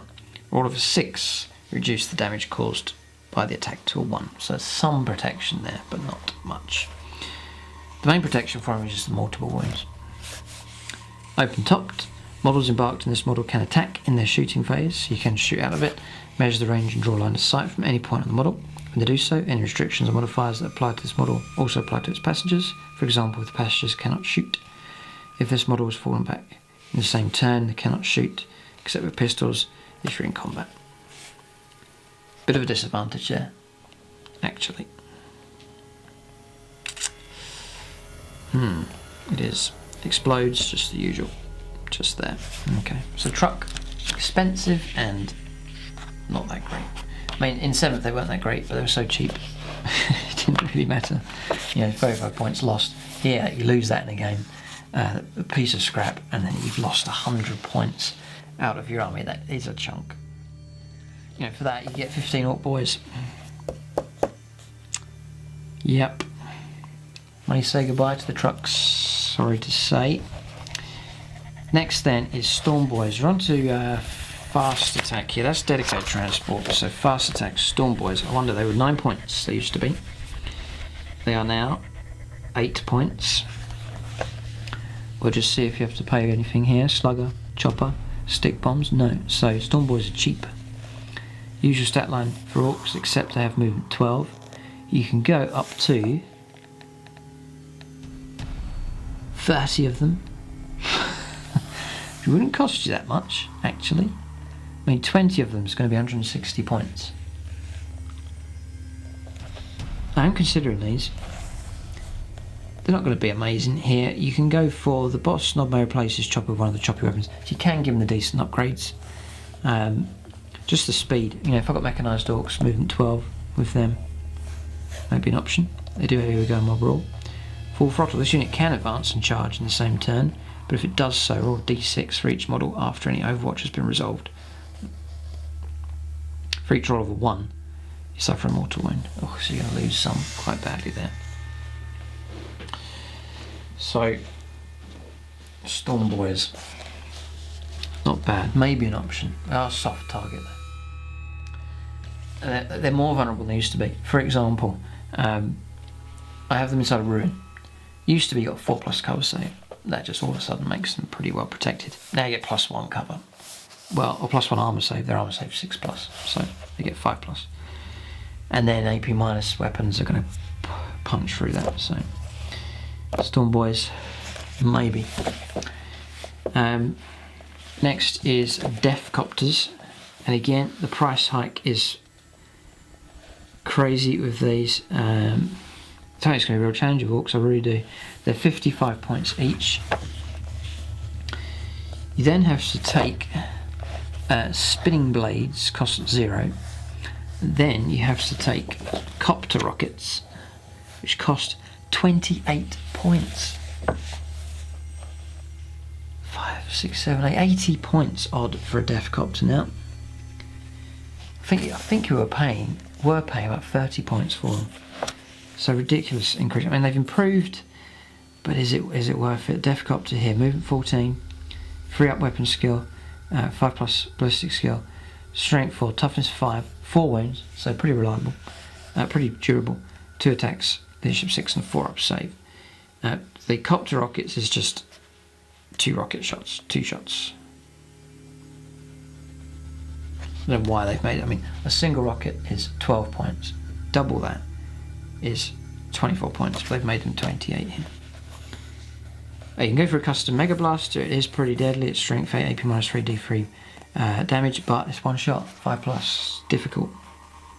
You know, the twin linked was helpful, but that's gone. And you're paying out a lot of points here for these. Any Deffkopta may replace its copter rockets with custom Mega Blaster or twin big shooter. Any Deffkopta may take a big bomb. The big bomb, see big bomb below. Okay. A Deffkopta equipped with a big bomb can drop it as it flies over enemy units in its movement phase. After the Deffkoptas has moved, pick one enemy unit that it flew over. They roll a d6 for each model in the enemy unit, up to a maximum of 5 dice. For each roll of a 5+, the target unit suffers a mortal wound. It can only do this once per battle. And the big bomb costs 0. Oh. Any Deffkoptas to take a big bomb. Okay, so you get that for free. That's not bad. You have single ones of them floating around, you just take one of them. Then that might be an option. Yeah, I have small units of them flying around, dropping bombs. That's quite good actually, that bomb. It's not bad. But you have to just pull that maneuver off. You've got to fly over your target. You can turbo boost when you advance, you just get straight 6, so that's quite reliable. Instead of rolling dice. You do get scouting ahead. During deployment you can set up a unit of Deffkoptas behind enemy lines. At the end of your movement phase, the Deffkoptas can swoop around to ambush the foe. Set them up anywhere on the battlefield that's more than 9 inches away. You wouldn't really want to get that close. Or you could set up with a 9, turn 1, fly over your opponent, drop your bombs. And then shoot them as well. Yeah, no, you can't do that. It's like deep striking. You land there, you can't then move out 14, so you forget that idea. So why you'd want to get anywhere near 9 inches, because you're just going to draw attention to yourself, and you're already going to fire 2 rockets, 5s to hit. Not that deadly. So there you go. Deffkoptas, decent enough, terribly expensive. Like, again, take a unit of 4 of them, you're ripping up a big chunk out of your Ork army. I think if you're really looking to bulk your Ork army out, it's Boyz and Gretchin, loads of them to fill the army out. They're still cheap, but as soon as you start buying advanced stuff and special units, you're paying out a lot of points now for the Orks. Okay, so next is Ork flyers. We've got the Dakkajet here. So Dakkajet will cost 88 points. Starts off cheap. Weapon skill 5+, the ballistic skill is 5+, does drop to a 6+ if you between 4 and 6 wounds and 1 and 3 wounds. Strength 6, toughness 6, 12 wounds, 4 up save, leadership 6. A Dakkajet is a single model armed with 4 super shooters. So the question is, how many points is a super shooter? 10 points a time. It's 88 plus 40. Just there, so you're looking at 128 points, which isn't too bad. The super shooter's range 36, nice range, assault free, so you're looking at 12 shots here for this guy. Strength 6 and AP -1, so it's not bad. It's not bad. This model cannot charge. It can only be charged by units that can fly, and it can only attack or be attacked in the fight phase by units that can fly. Hard to hit, your opponent suffers -1 to hit. The shooting phase, supersonic. Each time this model moves, first pivot it on the spot 90 degrees. This does not contribute to how far the model moves. Then move the model straight forwards. Note that it cannot pivot again after initial pivot. When the model advances, increase its movement characteristic by 20 until the end of the phase. Do not roll a dice. Dakka. If a Dakkajet targets the same unit, all of its super shooters, you can add 1 to all of those hit rolls. Right, it's 12 shots in 5s. If you fire at the same target, it becomes 4s. If you're getting hit with 6 hits, the strength 6, AP -1, you're just going to pick away at stuff. Oh, you're not really going to do much damage, I don't think, with the Dakkajet. And again, used to being 7th, you know, an armor 10 flyer, hit it with a load of strength 6 shots, going to potentially bring it down. Hardly going to scratch it now an 8th. Cause a wound or 2, you know, against a 12 wound model. You could be firing at a flyer for the entire game and not bring it down. Yes, so 8th has seriously changed things. Burna-Bommer next, to see if this is any better. Burna-Bommer, 102 points, is more expensive. Burna-Bommer is a single model armed with a twin big shooter. So then have to add on a twin big shooter. Had to add on 14 points. She put over 120 now. 2 2 super shooters, that's another 2 lots of 10. So there's that, and then 2 Burna-Bombers. Burna-Bommer. 0. Okay, you don't pay for them. So super shooters, that's fine. Okay, so that's okay. The big shooters to help out as well. So you get still get the 12 shots actually, but just not quite as effective. And get the 2 burner bombs, which you don't pay for. Burner bombs. A burner bomber can drop 1 burner bomb as it flies over enemy units in its movement phase. After the burner bomber is moved, pick 1 enemy unit it flew over, roll a d6 for each model, up to a maximum of 10 dice. Add 1 to the dice rolls if the enemy unit is infantry. For each roll of a 5+, the unit being bombed suffers a mortal wound. Whoa! Now that is pretty good, actually.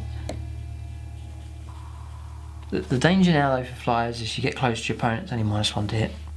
You're going to get brought down pretty quick. But mortal wounds is nice. And it's also pretty good for, 10 for enemy units. Pick 1 enemy unit, roll a d6 for each model. Right, so no good at all really against flyers, against vehicles. It's got to be infantry, and the more the better. Trying to max it out of 10. So that's what you're primarily going to go after. You stand a chance of causing trouble, especially well armoured stuff. Space Marines, for example. It's just mortal wounds coming through on a 5+. Supersonic, covered that. Explosive demise, if this model is reduced to 0 wounds, roll a d6 before moving from the battlefield, and 4+ it crashes and explodes. And each unit within 6 suffers 3 mortal wounds. The Grot Gunner, when a Burna-Bommer attacks with its twin big shooter, adds 1 to the hit rolls. Airborne, as usual, hard to hit, as usual.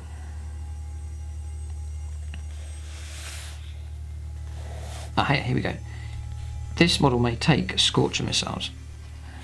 Doesn't say how many. Let's see what it says here. Scorcher missiles. 20 points. Okay. It says here a Scorcher missile. A Scorcher missile. It says here Scorcher missiles. So here we go. Here it is. So for 20 points you'll get range 24, assault d6. So unreliable. Could be really good, could be awful. Strength 5, AP -1. Units attacked by this weapon do not gain any bonuses to their saving throws for being in cover.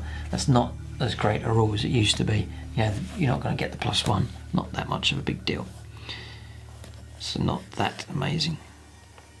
The Burna-Bommer's okay. It's alright. But I think it'd be quite tricky to pull that maneuvers off. And then if to do it, you've got to be near your opponent. They're going to blast you out of the sky. A lot easier than they used to be able to. Next is the Blitza-Bommer. This is the one that I have. So this one had the potential to cause a bit of trouble for vehicles here. Usual stat line. Blitza-Bommer is a single model armed with a big shooter. That's out the back, yeah. 2 super shooters and 2 boom bombs. Okay, so just go straight to the boom bomb. A Blitza-Bommer can drop 1 boom bomb as it flies over enemy units in the movement phase. After the Blitza-Bommer has moved, pick 1 enemy unit that it flew over. I mean, this is doable because look at the movement here. If you're on full strength, you can go up to 50 inches.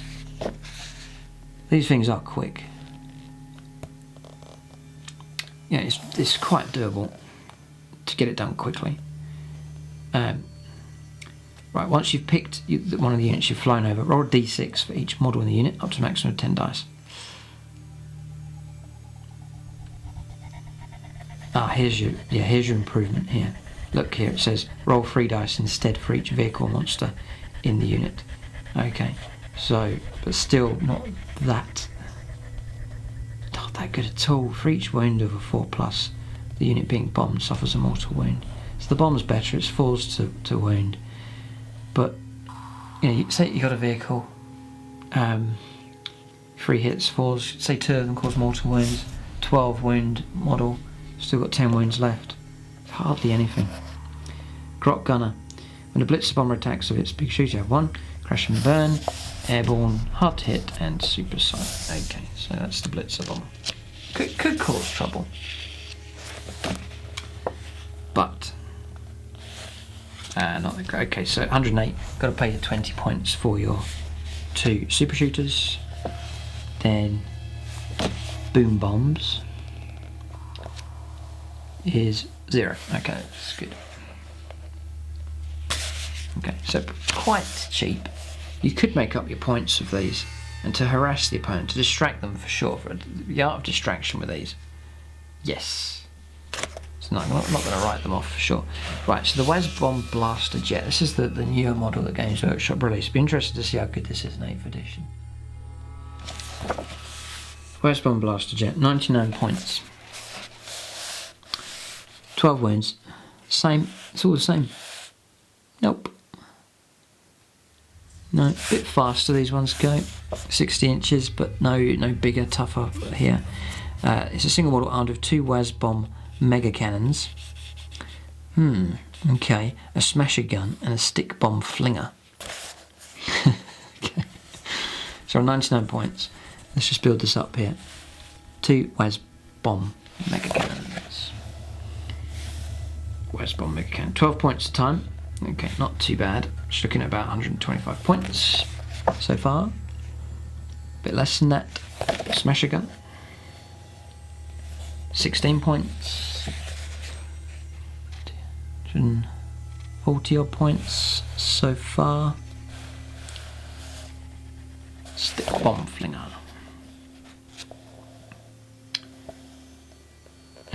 4 points. Okay, so about 140 odd points here for this flyer.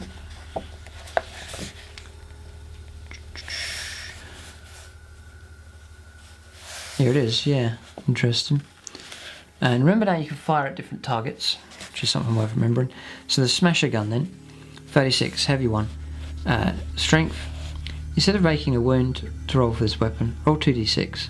If the result is equal to or greater than the target's toughness, the attack successfully wounds. So say a toughness 6 vehicle, you roll 2d6, you need to equal it. So an average score, you're going to go for a medium vehicle, light vehicle. You need a pretty good roll to go through toughness 7 or 8, but pretty doable. If you do it, it's only one shot though, 5s to hit, but it's AP -4, and it's d6 points of damage. Smasher gun's not bad. The stick bomb flinger's handy for infantry. It's assault 2d6, strength 3, no AP, and then damage 1. Super shooter.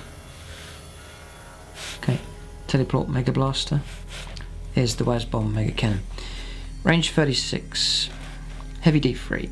So you've got 2 of them, so it's 2 D3 shots. Strength 8, AP -3 and D3 points damage. If you roll 1 or more hit rolls of 1, the bearer suffers a mortal wound after all the other weapon shots have been resolved. Okay, so you can gradually wound yourself, but there's plenty of wounds to absorb that. Heavy D3 is not bad. If it was heavy 1, you're going to struggle, but yeah, okay.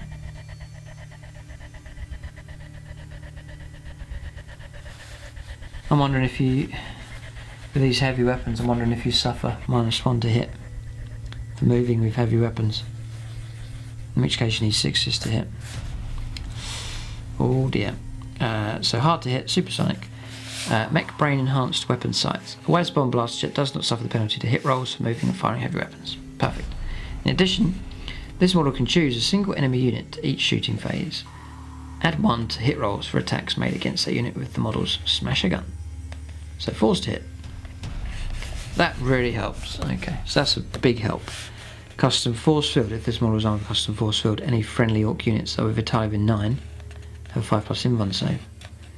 Or so you could fly over friendly units and protect them within a bubble. That's kind of weird.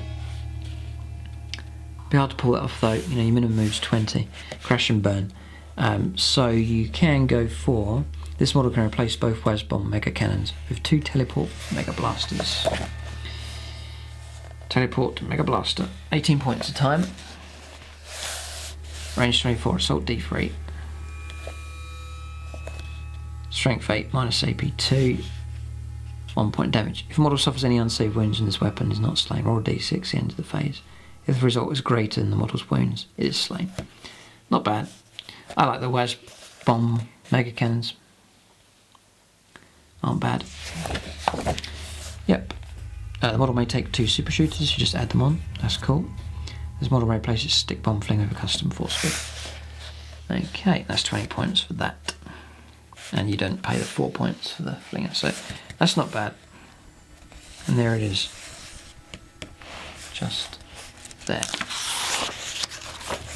Okay, still on fast then, Warbikers. So, flyers seem okay.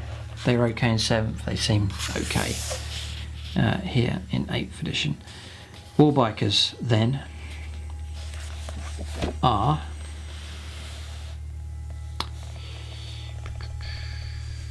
£27 points each, used to be 18, so they've gone up a fair bit. Dakka guns are 0. Okay. They are expensive. I mean, they're expensive enough in 7th now, they're 27 points a time. You get 3 Warbikers to start off with, you can go all the way up to 12. You get your knob here, they're armed with chopper, slugger, chopper, that's their 2 attacks. They get the extra attack there because they do have the slugger, or the chopper, sorry, and they have the Dakka guns. 14-inch move, toughness 5. Do get 2 wounds now though, and the 4-up save is kept. Dakka gun is range 18, assault 3, strength 5. There's no AP -1 though, so you're going to struggle.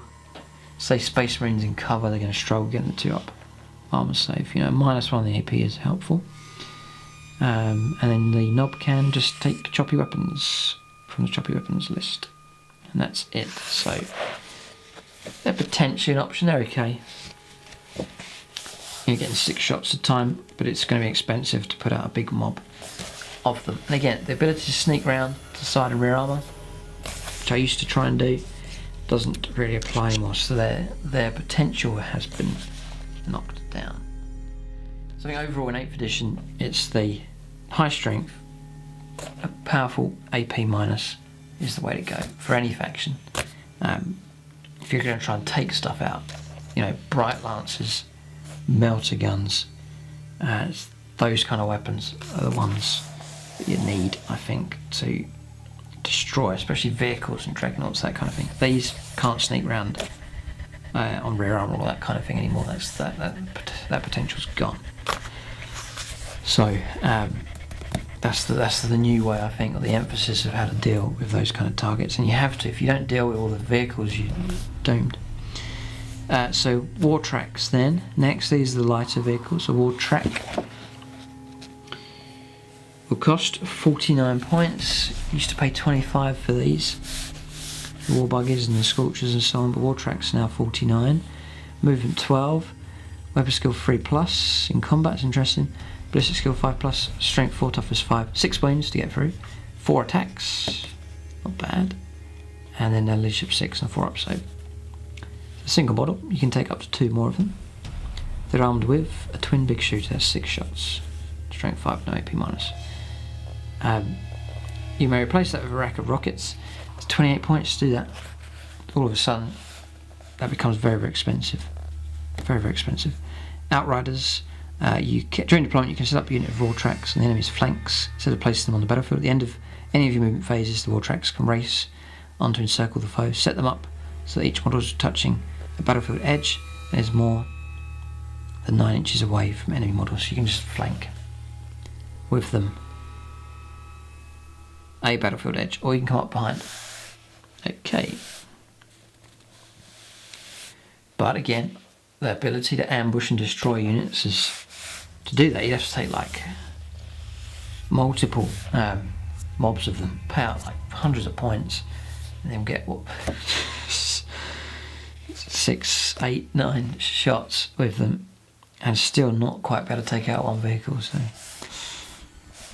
Scorchers are 49 points again, so you can give them a Scorcher.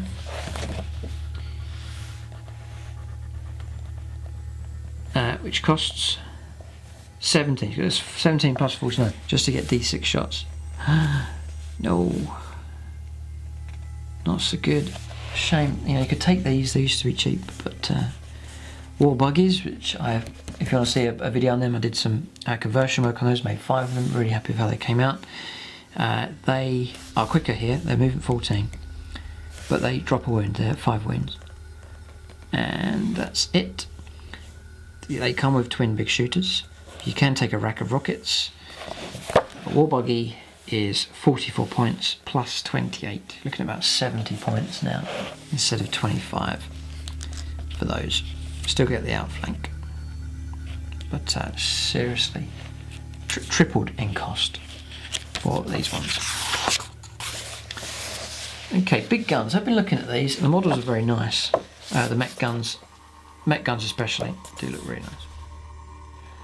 So a big gun, this might be a cheap way of getting some firepower into the army. A big gun costs 8 points. This is cheap. You can move it 3 inches. Weapon skill 6+, ballistic skill 4+. That is better. It is more reliable. You're going to hit half the time. Strength 3, toughness 5, 3 wounds, 1 attack, leadership 6, 5 up, save. There's your grot gunners. It contains 1 big gun, accompanied by 2 grot gunners. You have to pay for those, I believe. Yep, 2 points each. So far you're looking at 12 points. Then you have to pay out for a cannon. Cannon is 15 points, so you're looking at about 27 odd points. It's very cheap here. Very, very cheap. The other ones is a lobber. It's 18 points for that one. We'll check out the stats in a moment. Or a zap gun is 18 points as well. Alright, but still cheap. You know, for less than 100 points you can take a unit of 3 of them. You know, and you're going to get your shots at 4s to hit. So these are what you can get. The cannon is quite versatile here. You can fire a frag shot. It is heavy d6, so if you've got a mob of 3 of them, it's 3 d6 shots, strength 4, AP -1. We can fire a shell. It is heavy 1. It's strength 8 though, it's AP -2 and d6 points of damage. It's a nasty weapon. It's a nasty weapon. A lobber is, but you're not really expecting them to win in an exchange of Imperial Guard. Not really. A lobber then, range 48, nice range in that. Heavy d6, again, unit 3 of them, 3 d6 shots, strength 5, no AP, and then 1 damage. You can shoot at targets that are not visible. A zap gun, range 36, heavy 1, 2 d6, strength, AP -3, 3 points of damage. Before firing a weapon, roll to determine the strength. If it's 11 or more, don't make a wound roll. Instead, it causes 3 mortal wounds. The bearer suffers mortal wound as well. Okay. So yeah, you can use them, bit of fire support to pick away at the opponent. Grot crew. A unit of big guns and its accompanying grot gunners must be deployed with each model within 3 inches, or at least another model from the unit. From that point on, each big mech gun and each 2 model group of grot gunners acts as a single unit. Okay. Each 2 model group of grot gunners acts as a single unit. So can they abandon their gun and hide them? Put them in a truck? Don't know. Take cover. Grot gunners can only be targeted in the shooting phase if they are the closest enemy unit. It's kind of weird that rule, if you know the answer to that one. And then artillery. Big gun can only fire its weapons, ranged weapons, if a friendly grot gunner is within 3 inches. Ah, there you go. So yeah, I think you can. Leave abandon the guns. A single grot gunner cannot operate multiple big guns in this way in a single turn. If all of the grot gunners within 6 are slain, it immediately shuts down and is removed from play. There you go. So, yeah, a bit of cheap firepower there.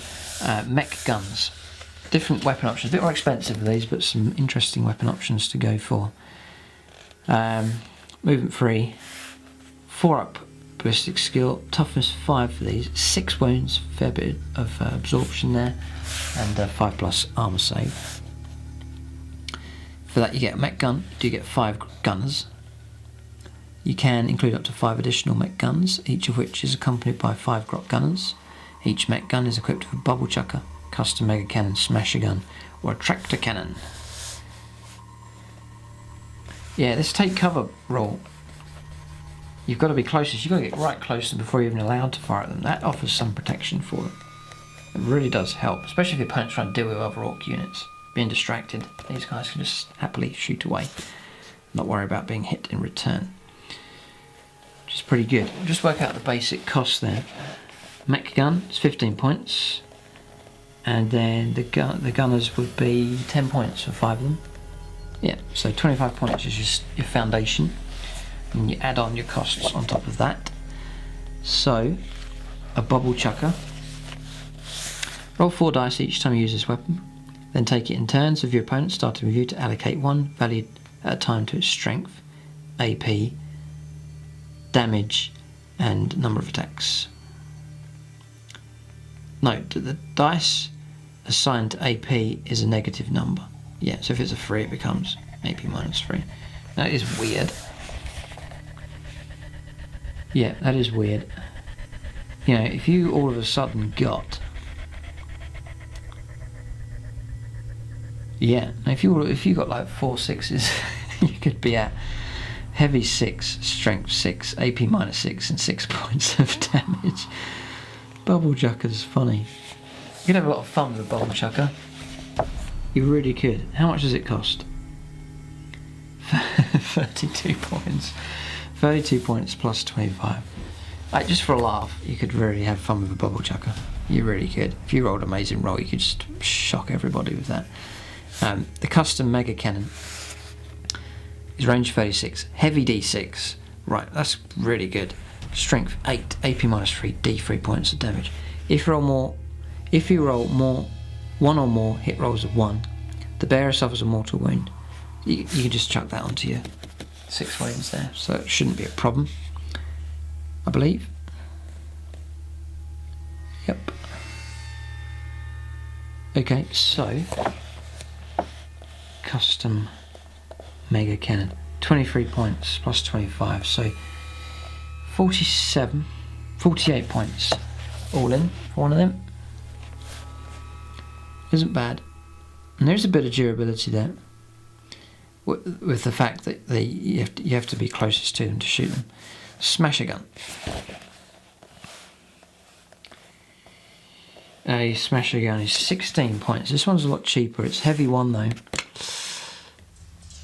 God, it's not very reliable. Yeah. And then AP minus 4, D6 points of damage. Instead of making a wound for this weapon, roll 2d6. If the result is equal to or greater than the target's toughness, the attack successfully wounds. Still a bit of sting in the tail for that one. Then tractor cannon is heavy 1, range 36, strength 8, AP minus 2, D3 points damage. This weapon's damage increases to D6 against units that can fly. That's if you get your hit, because remember you're forced to hit. -1 for hard to hit usually, so 5s to get your hit. If the tractor cannon destroys a vehicle that can fly, the model automatically crashes and burns. Or its equivalent. Do not roll dice. That's all the same rules. Yeah, okay. So tractor cannon will cost 15 points. It's not bad here. And the new models, or newer models that Games Workshop sculpted up for them are fantastic. They do look really, really nice. They do look really, really nice. Let's take, say, a battery of custom mega cannons. 3d6 shots. Yeah. 3d6 shots is nice. It really is good. Actually, and you're at 4s to hit. No, I think mech guns are alright. I think mech guns are actually pretty good. You know, for the cost, you're getting a hefty amount of shooting potentially for these. Whether they fit with my Ork army, I don't know. I'm more mechanised charge, but you do need fire support. And they are fun, and they do look really good.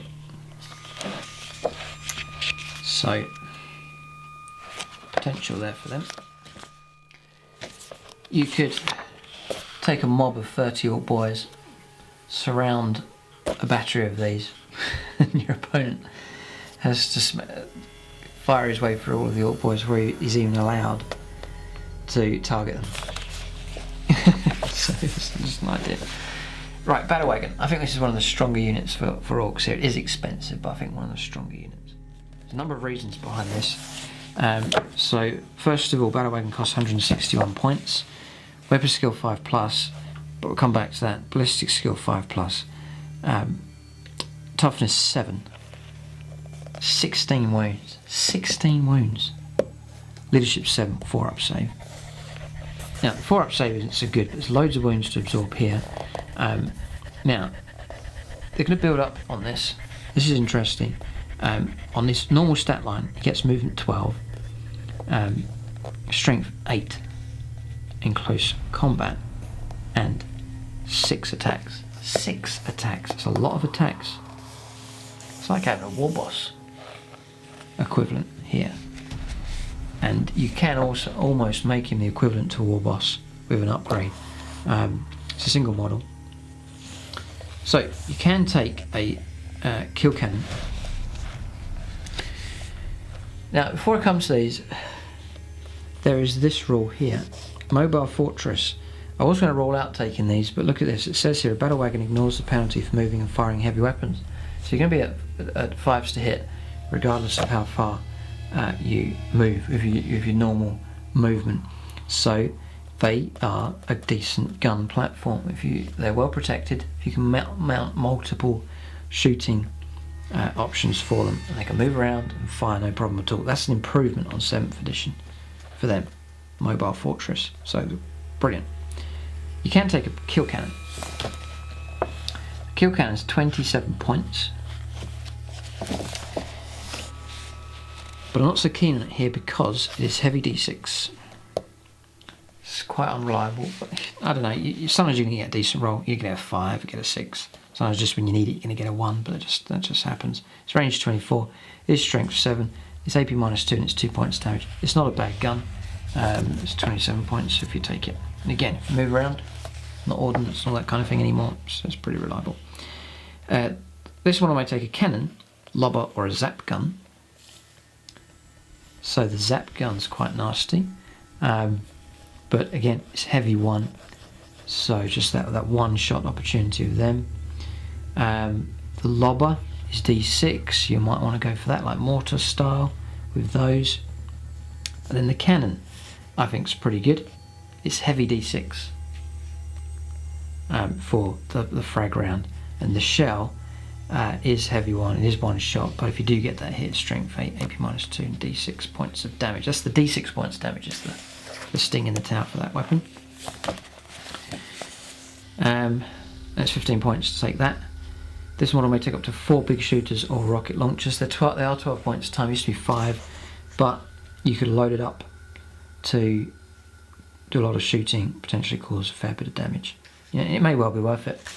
And something else to notice is his ballistic skill does not drop as the wounds go down. So he could be on 1 wound remaining and he'll still be on ballistic skill 5+. So you'll wipe the thing out to knock it shooting or to get rid of it shooting. You know, you're not going to be able to knock it right, silence it, or make it very hard to hit. It's going to be 5s to hit all the time.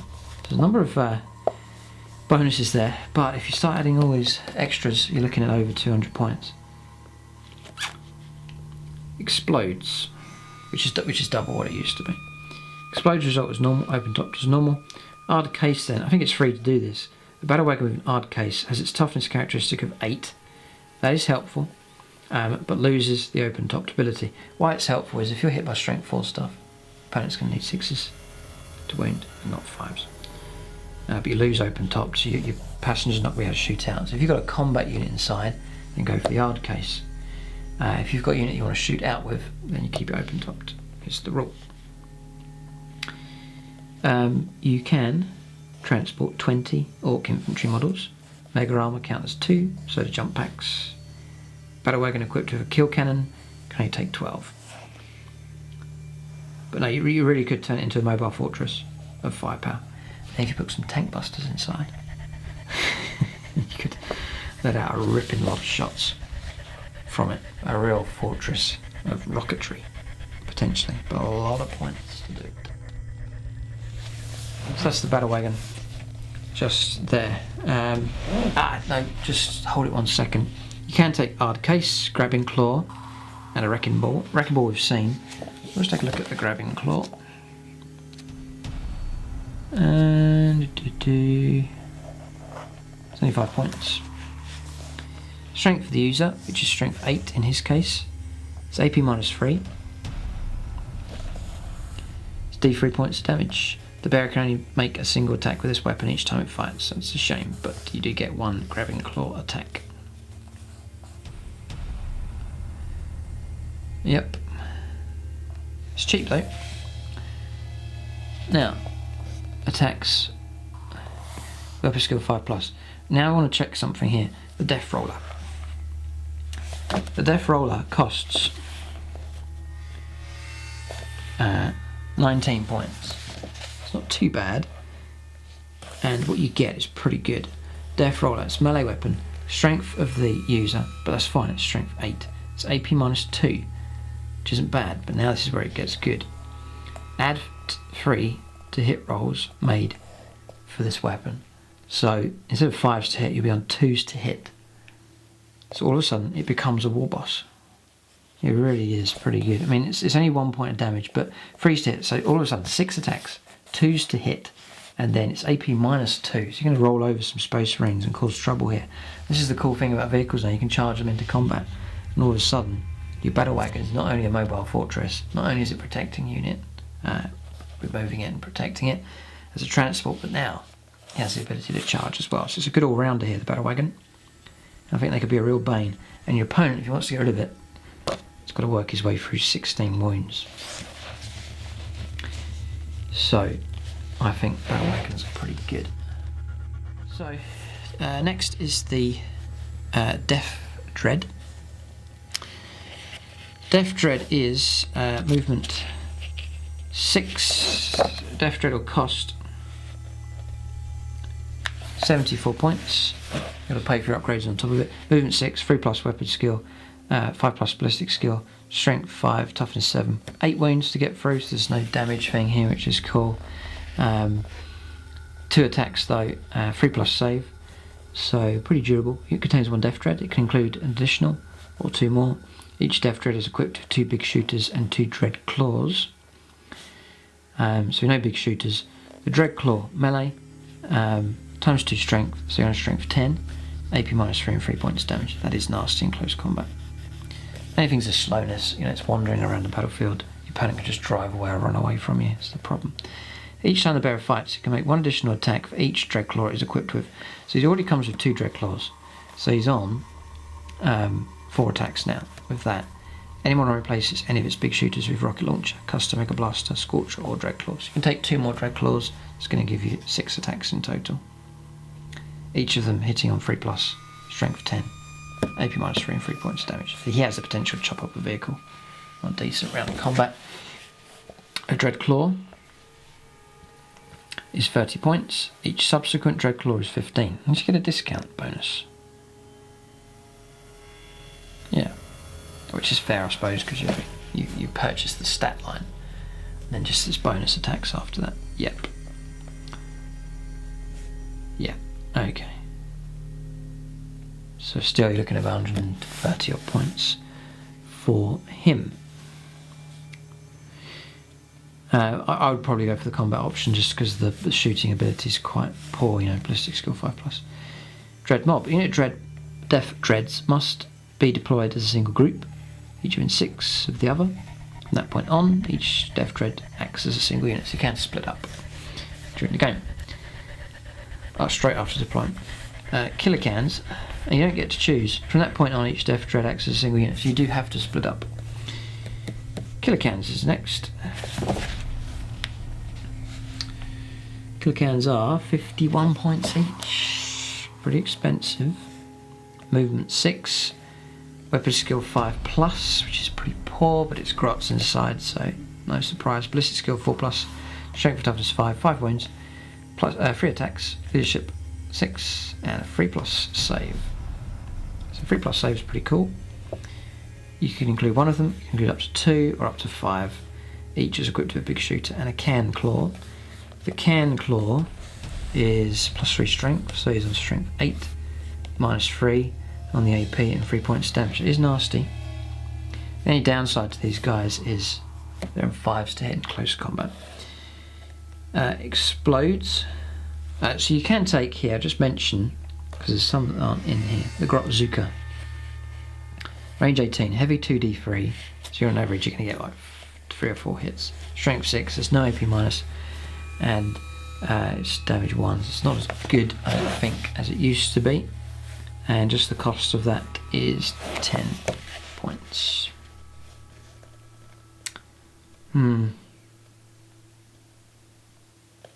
Scorchers are quite cool. Yeah. I still think they'll struggle as they did in 7th, and they're quite expensive. Scrag'em. While a unit of killer cans contains 3 or more models, add 1 to their attacks characteristics. So they get +1 attack, but still needing 5s to hit. The explodes result does apply for them. So that's killer cans. Okay, so we're on to we're into the heavies now. Killer cans are heavy, death treads are heavy, battle wagons heavy, mech guns big. All right, so miles into the heavy. So we're getting close to finishing here. Right, so Morkanaut. These have improved big time, but so is their price. So a Morkanaut will cost 270 points without upgrades. A Morkanaut is a single model equipped with a custom Mega Blaster. It's 270. Custom Mega Blaster, you had to add 9. Okay, so 280 you're on roughly. That's doable. Remember, 245, 230 was about the price in 7th. Two twin big shooters. A twin big shooter is 14. Times it by 2. So now you've topped 300 by a fair bit. Yep. 2 rocket launchers. Add another 24 on top of that. Got about 340 points. A custom mega cannon. 23 points. And the Claw of Gork is probably free. It is 0 points. 350 odd points. It's a big chunk, even of a 2,000 point army. Very, very expensive. But you do get a good stat line here. So you're onto a damage chart here. Your movement, your full strength is movement 8, so quicker. Weapon skill 3+, which is helpful, and 4 attacks, which is okay. It then drops to movement 6 and 4, weapon skill 4 and 5+. Attacks drops to 3 and then 2. Strength 8, toughness 8 and 18 wounds, so that's a fair bit to get through them. 3+ save is helpful as well. Already covered what it's armed with. A custom Mega Blaster we've covered already. Custom Mega Cannon, it's range 36, heavy D6. So potential there to be a nasty weapon. Strength 8, AP -3, D3 points of damage. So potentially a nasty. This is a nasty gun. Got your rocket launchers in there as well.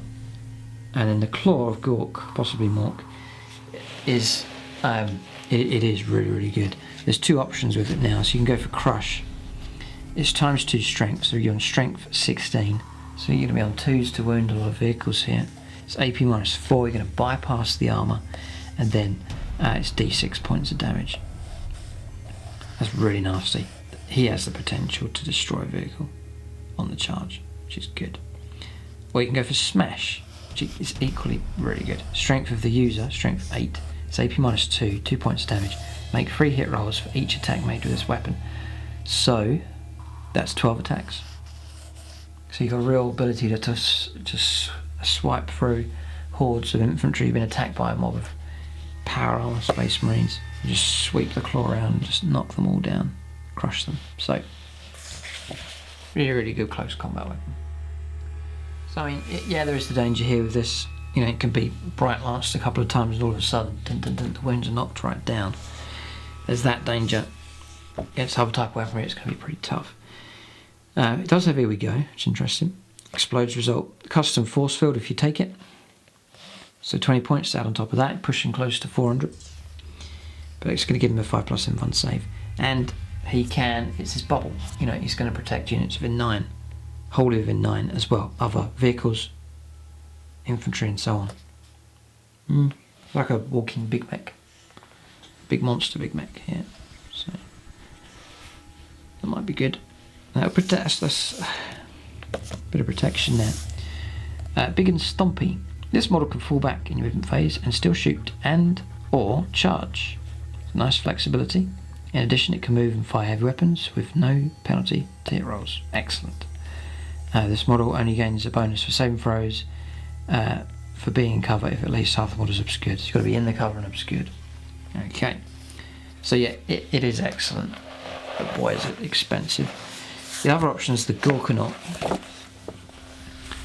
The Gorkanaut, I'll probably not run through all the points here because it's going to be roughly the same, if not slightly more. Maybe. It's 295 points, you're virtually at 300 points straight away.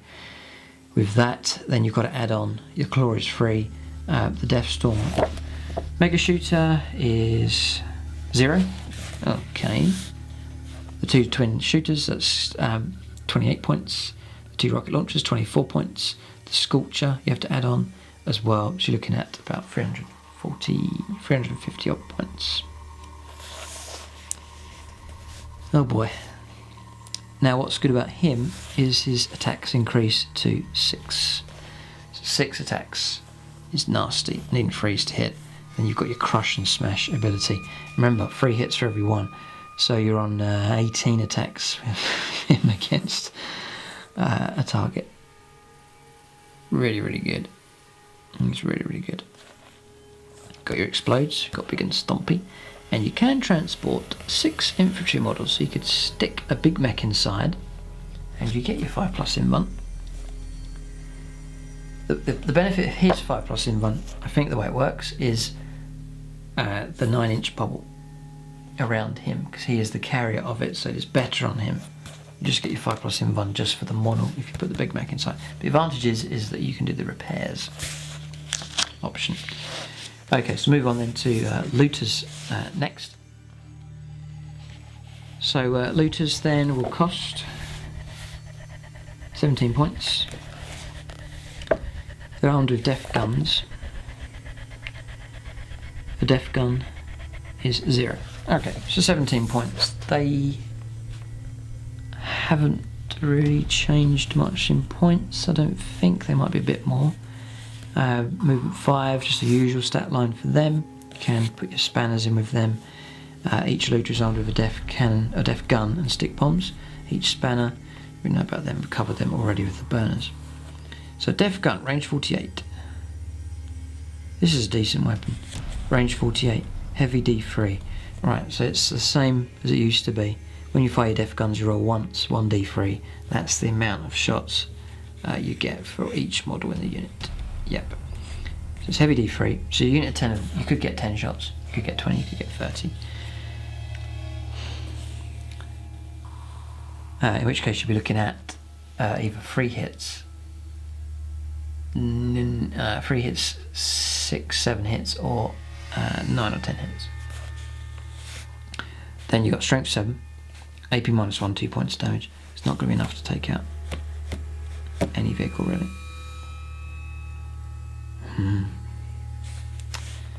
So it's all about 8th edition's more of a grind, I think, with shooting. For sure. Slugger chopper kills soft stick bombs. Yep. Mechanic is covered just there. So that's looters. I'd probably not. I would rate Tankbustas more over them.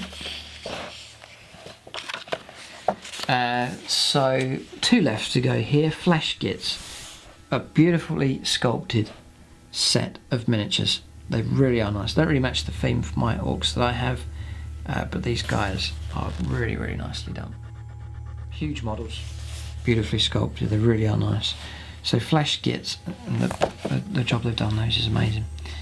A flash kit costs 27 points. He's armed with a snaz gun. Is 0. Right, okay, so 27 points. Okay, so you'd pay not too much really, but less than 150 points I think for 5 of them. Yep, you can take a captain. He can be accompanied by an ammo runt. So the snaz gun, it all hangs on this weapon. Range 24, heavy 3. Their ballistic skill, by the way, is weapon skill 3+, movement 5. Ballistic skill is a 4+. They're unforced to hit. Strength 5 for them, toughness 4. 2 wounds they get. 3 attacks as well. Leadership. Armor saves are 6+. So it is heavy 3. If you hit 5 of them, can hit with about 7. Strength 5, AP -2, 1 point of damage. So it's okay. And that's about it.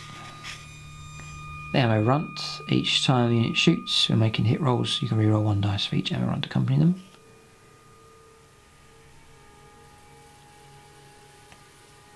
That is helpful. Ammo runts are cool because here, look, each flash kit and captain, any flash kit or captain may be accompanied by an ammo runt. Okay, so then you need to add this on properly. Look. Ammo runt, 4 points, okay. It's 27 points plus 4. It means you get to reroll a dice always. You don't use them up. It's not one use only. You just every time you shoot, you reroll a miss. So you have to roll 3 dice at a time for each guy firing, and then if there's any misses there, you can reroll 1 of them for the runt. I'd probably take that. It makes them a bit more reliable. Not quite twin linked really, but to get in there. And the runt is a model that can die. So you can use them to absorb casualties, actually. Yes. So that's that. Gun crazy show-offs. After this unit is shot in the shooting phase, roll a d6. On a 6, all models in the unit must immediately shoot again. You can only target the nearest enemy unit. So actually could sometimes, maybe once a game, get an extra round of shooting from them. So flash kits are okay, not bad at all. Put them inside a battle wagon, drive them around. Right, last but not least is the Stomper. I'd imagine we're going to be looking at something that's very, very expensive indeed. It's 49 power points, there's a clue. Stomper, 900 points. I was going to say it's going to be about 800 points. It's 900 points here. This is half your army if you're on a 2,000 point list. It's armed with a def cannon. Def cannon 0. That's good. A super gatler. Do you have to pay for that one? It's weird that how some are at 0, some you have to pay for. So 28 points, so 928 points. 3 big shooters. 6 points a time. Set that on. A twin big shooter. You add another 14 points on. 3 super rockets. They're 0. And a mega chopper. Where are we now? Mega chopper 0. Okay, so 950 odd points for this. So the def cannon. Range 72. Heavy D6. So that's if you're fighting against a vehicle or something, or a monstrous creature. So it could be terrible, you know, it could roll a 1. That's maybe when you'd use a stratagem perhaps and get the reroll. Strength 10, AP -4, D6 points of damage. It could be horrendous. You could roll a 6. But you need 5s to hit. So not that reliable. When attacking a unit with 10 or more models, this weapon's type changes to heavy 2d6. That's a bit of a help there, but you know, it's d6 shots, and then you've got to try and actually hit with the thing. Scorch with covered super gatler, range 48, heavy 2d6, strength 7, AP -2. See Psycho Dakka Blaster. A stopper can fire its super gatler more than once in your shooting phase. To fire the super gatler a second time, roll a d6. On 2+, you can make the attack On a 1, the weapon's ammo has been expended and you can no longer be used for the rest of the battle. Okay, so you're going to get 2 lots of heavy 2d6, strength 7 AP2. It's good for clearing out infantry. To fire the super gatler, place a 3rd time, roll d6. On a 5+, you can make the attack. 4 or less, the weapon's been expended. Alright, okay, so it's a bit of a push to do that, bit of a risk. Okay.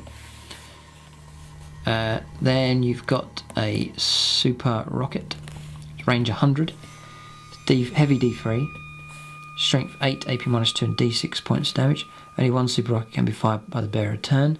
Each can only be fired once per battle, so they are 1 use only. Just an extra bonus on top of that. Okay, then the combat weapon here, the mega chopper. The smash ×2 strength, AP -5. That's the first time I've seen that in this review here. And damage of 6. First time I've seen that. Oh, it's horrendous. I need to cover the stats here. I'll come back to that. Slash is strength of the user, which is strength 10. It's AP, or smash then, by the way, is strength 20. AP -2 for slash, D3 points of damage. Make 3 hits for every. Okay, yep. So pretty nasty. So stat line then, it is ballistic skill 5+. The weapon skill is 3+ on your full strength. His movement 12, so it's pretty quick. Strength 10. That's on your maximum wounds. Then it drops to movement 9, 6, 4. Weapon skill goes to 4+, 5+, and 6+, and the strength drops from 10 to 9, 8, and 7. His toughness 8. That's interesting. 40 wounds. You gotta try and break through that, and then 4 attacks. Not that much actually. Leadership 8 and a 3+ save. Take a fair bit to destroy him. See what else he gets. Does get, here we go. Explodes, bigger and stompier. This model can fall back in the movement phase and can shoot or charge. It can move over enemy infantry models, though at the end of its move it must be more than an inch away from enemy models. A stomper does not suffer the penalty for moving and firing heavy weapons. Right, so you can move up and over. That just represents him ignoring stuff and wading through. It's a good rule. This model only gains a bonus to its saving throws if it's obscured and in the terrain. It's covered Dakkajet. Units within 6 can reroll failed morale tests. That's effigy. Okay, so pretty good, but extremely expensive. And that is it. And there's a stomper just there. So that's the review then for Orcs. They have got a lot more expensive in 8th edition, and that makes them a challenge because Orcs rely on loads of numbers. Some of the cheaper units are still cheap. Orc Boyz haven't really changed in points cost, but for anything sort of specialised, you're paying out a lot more. But I suppose other factions have suffered in the same way. So you know, Orcs have a challenge, but it's more of a level playing field for them. So there is that potential. So that's the review. So in the comments section, leave your favourite units. If you've had any experience of using Orcs in 8th, if you know some good combinations that work, just have this video as Orc Tactica Central, where you can read through the comments, get some great advice. And if you have some good advice and some experience, then by all means leave that in the comment section below. I'll find that interesting for sure, and I'm sure a lot of other viewers will find it interesting to read also. And any indication as to how well Orcs are doing now compared to the other armies, if they're off to a good start or not, then leave that in the comment section below as well. Just to mention, I've got my gamingfigures.com. You can check them out for discounted Warhammer 40,000 and a load of other gaming systems as well. And if you're interested in the Orcs and the development of them, then check out the Plus channel. I do plan, once I've formulated a list, I'll do an Orc Army Development video, and then you can see that long before the army is released, and then you can even leave your own comments and feedback and help shape and form this new Orc list for Warhammer 40,000 8th edition. That's the review. Keep a lookout for more reviews on the channel. Do plan to review all of the factions in these index books. But there it is, that's Orcs for 8th edition Warhammer 40,000. Thanks for watching, and tune in next time.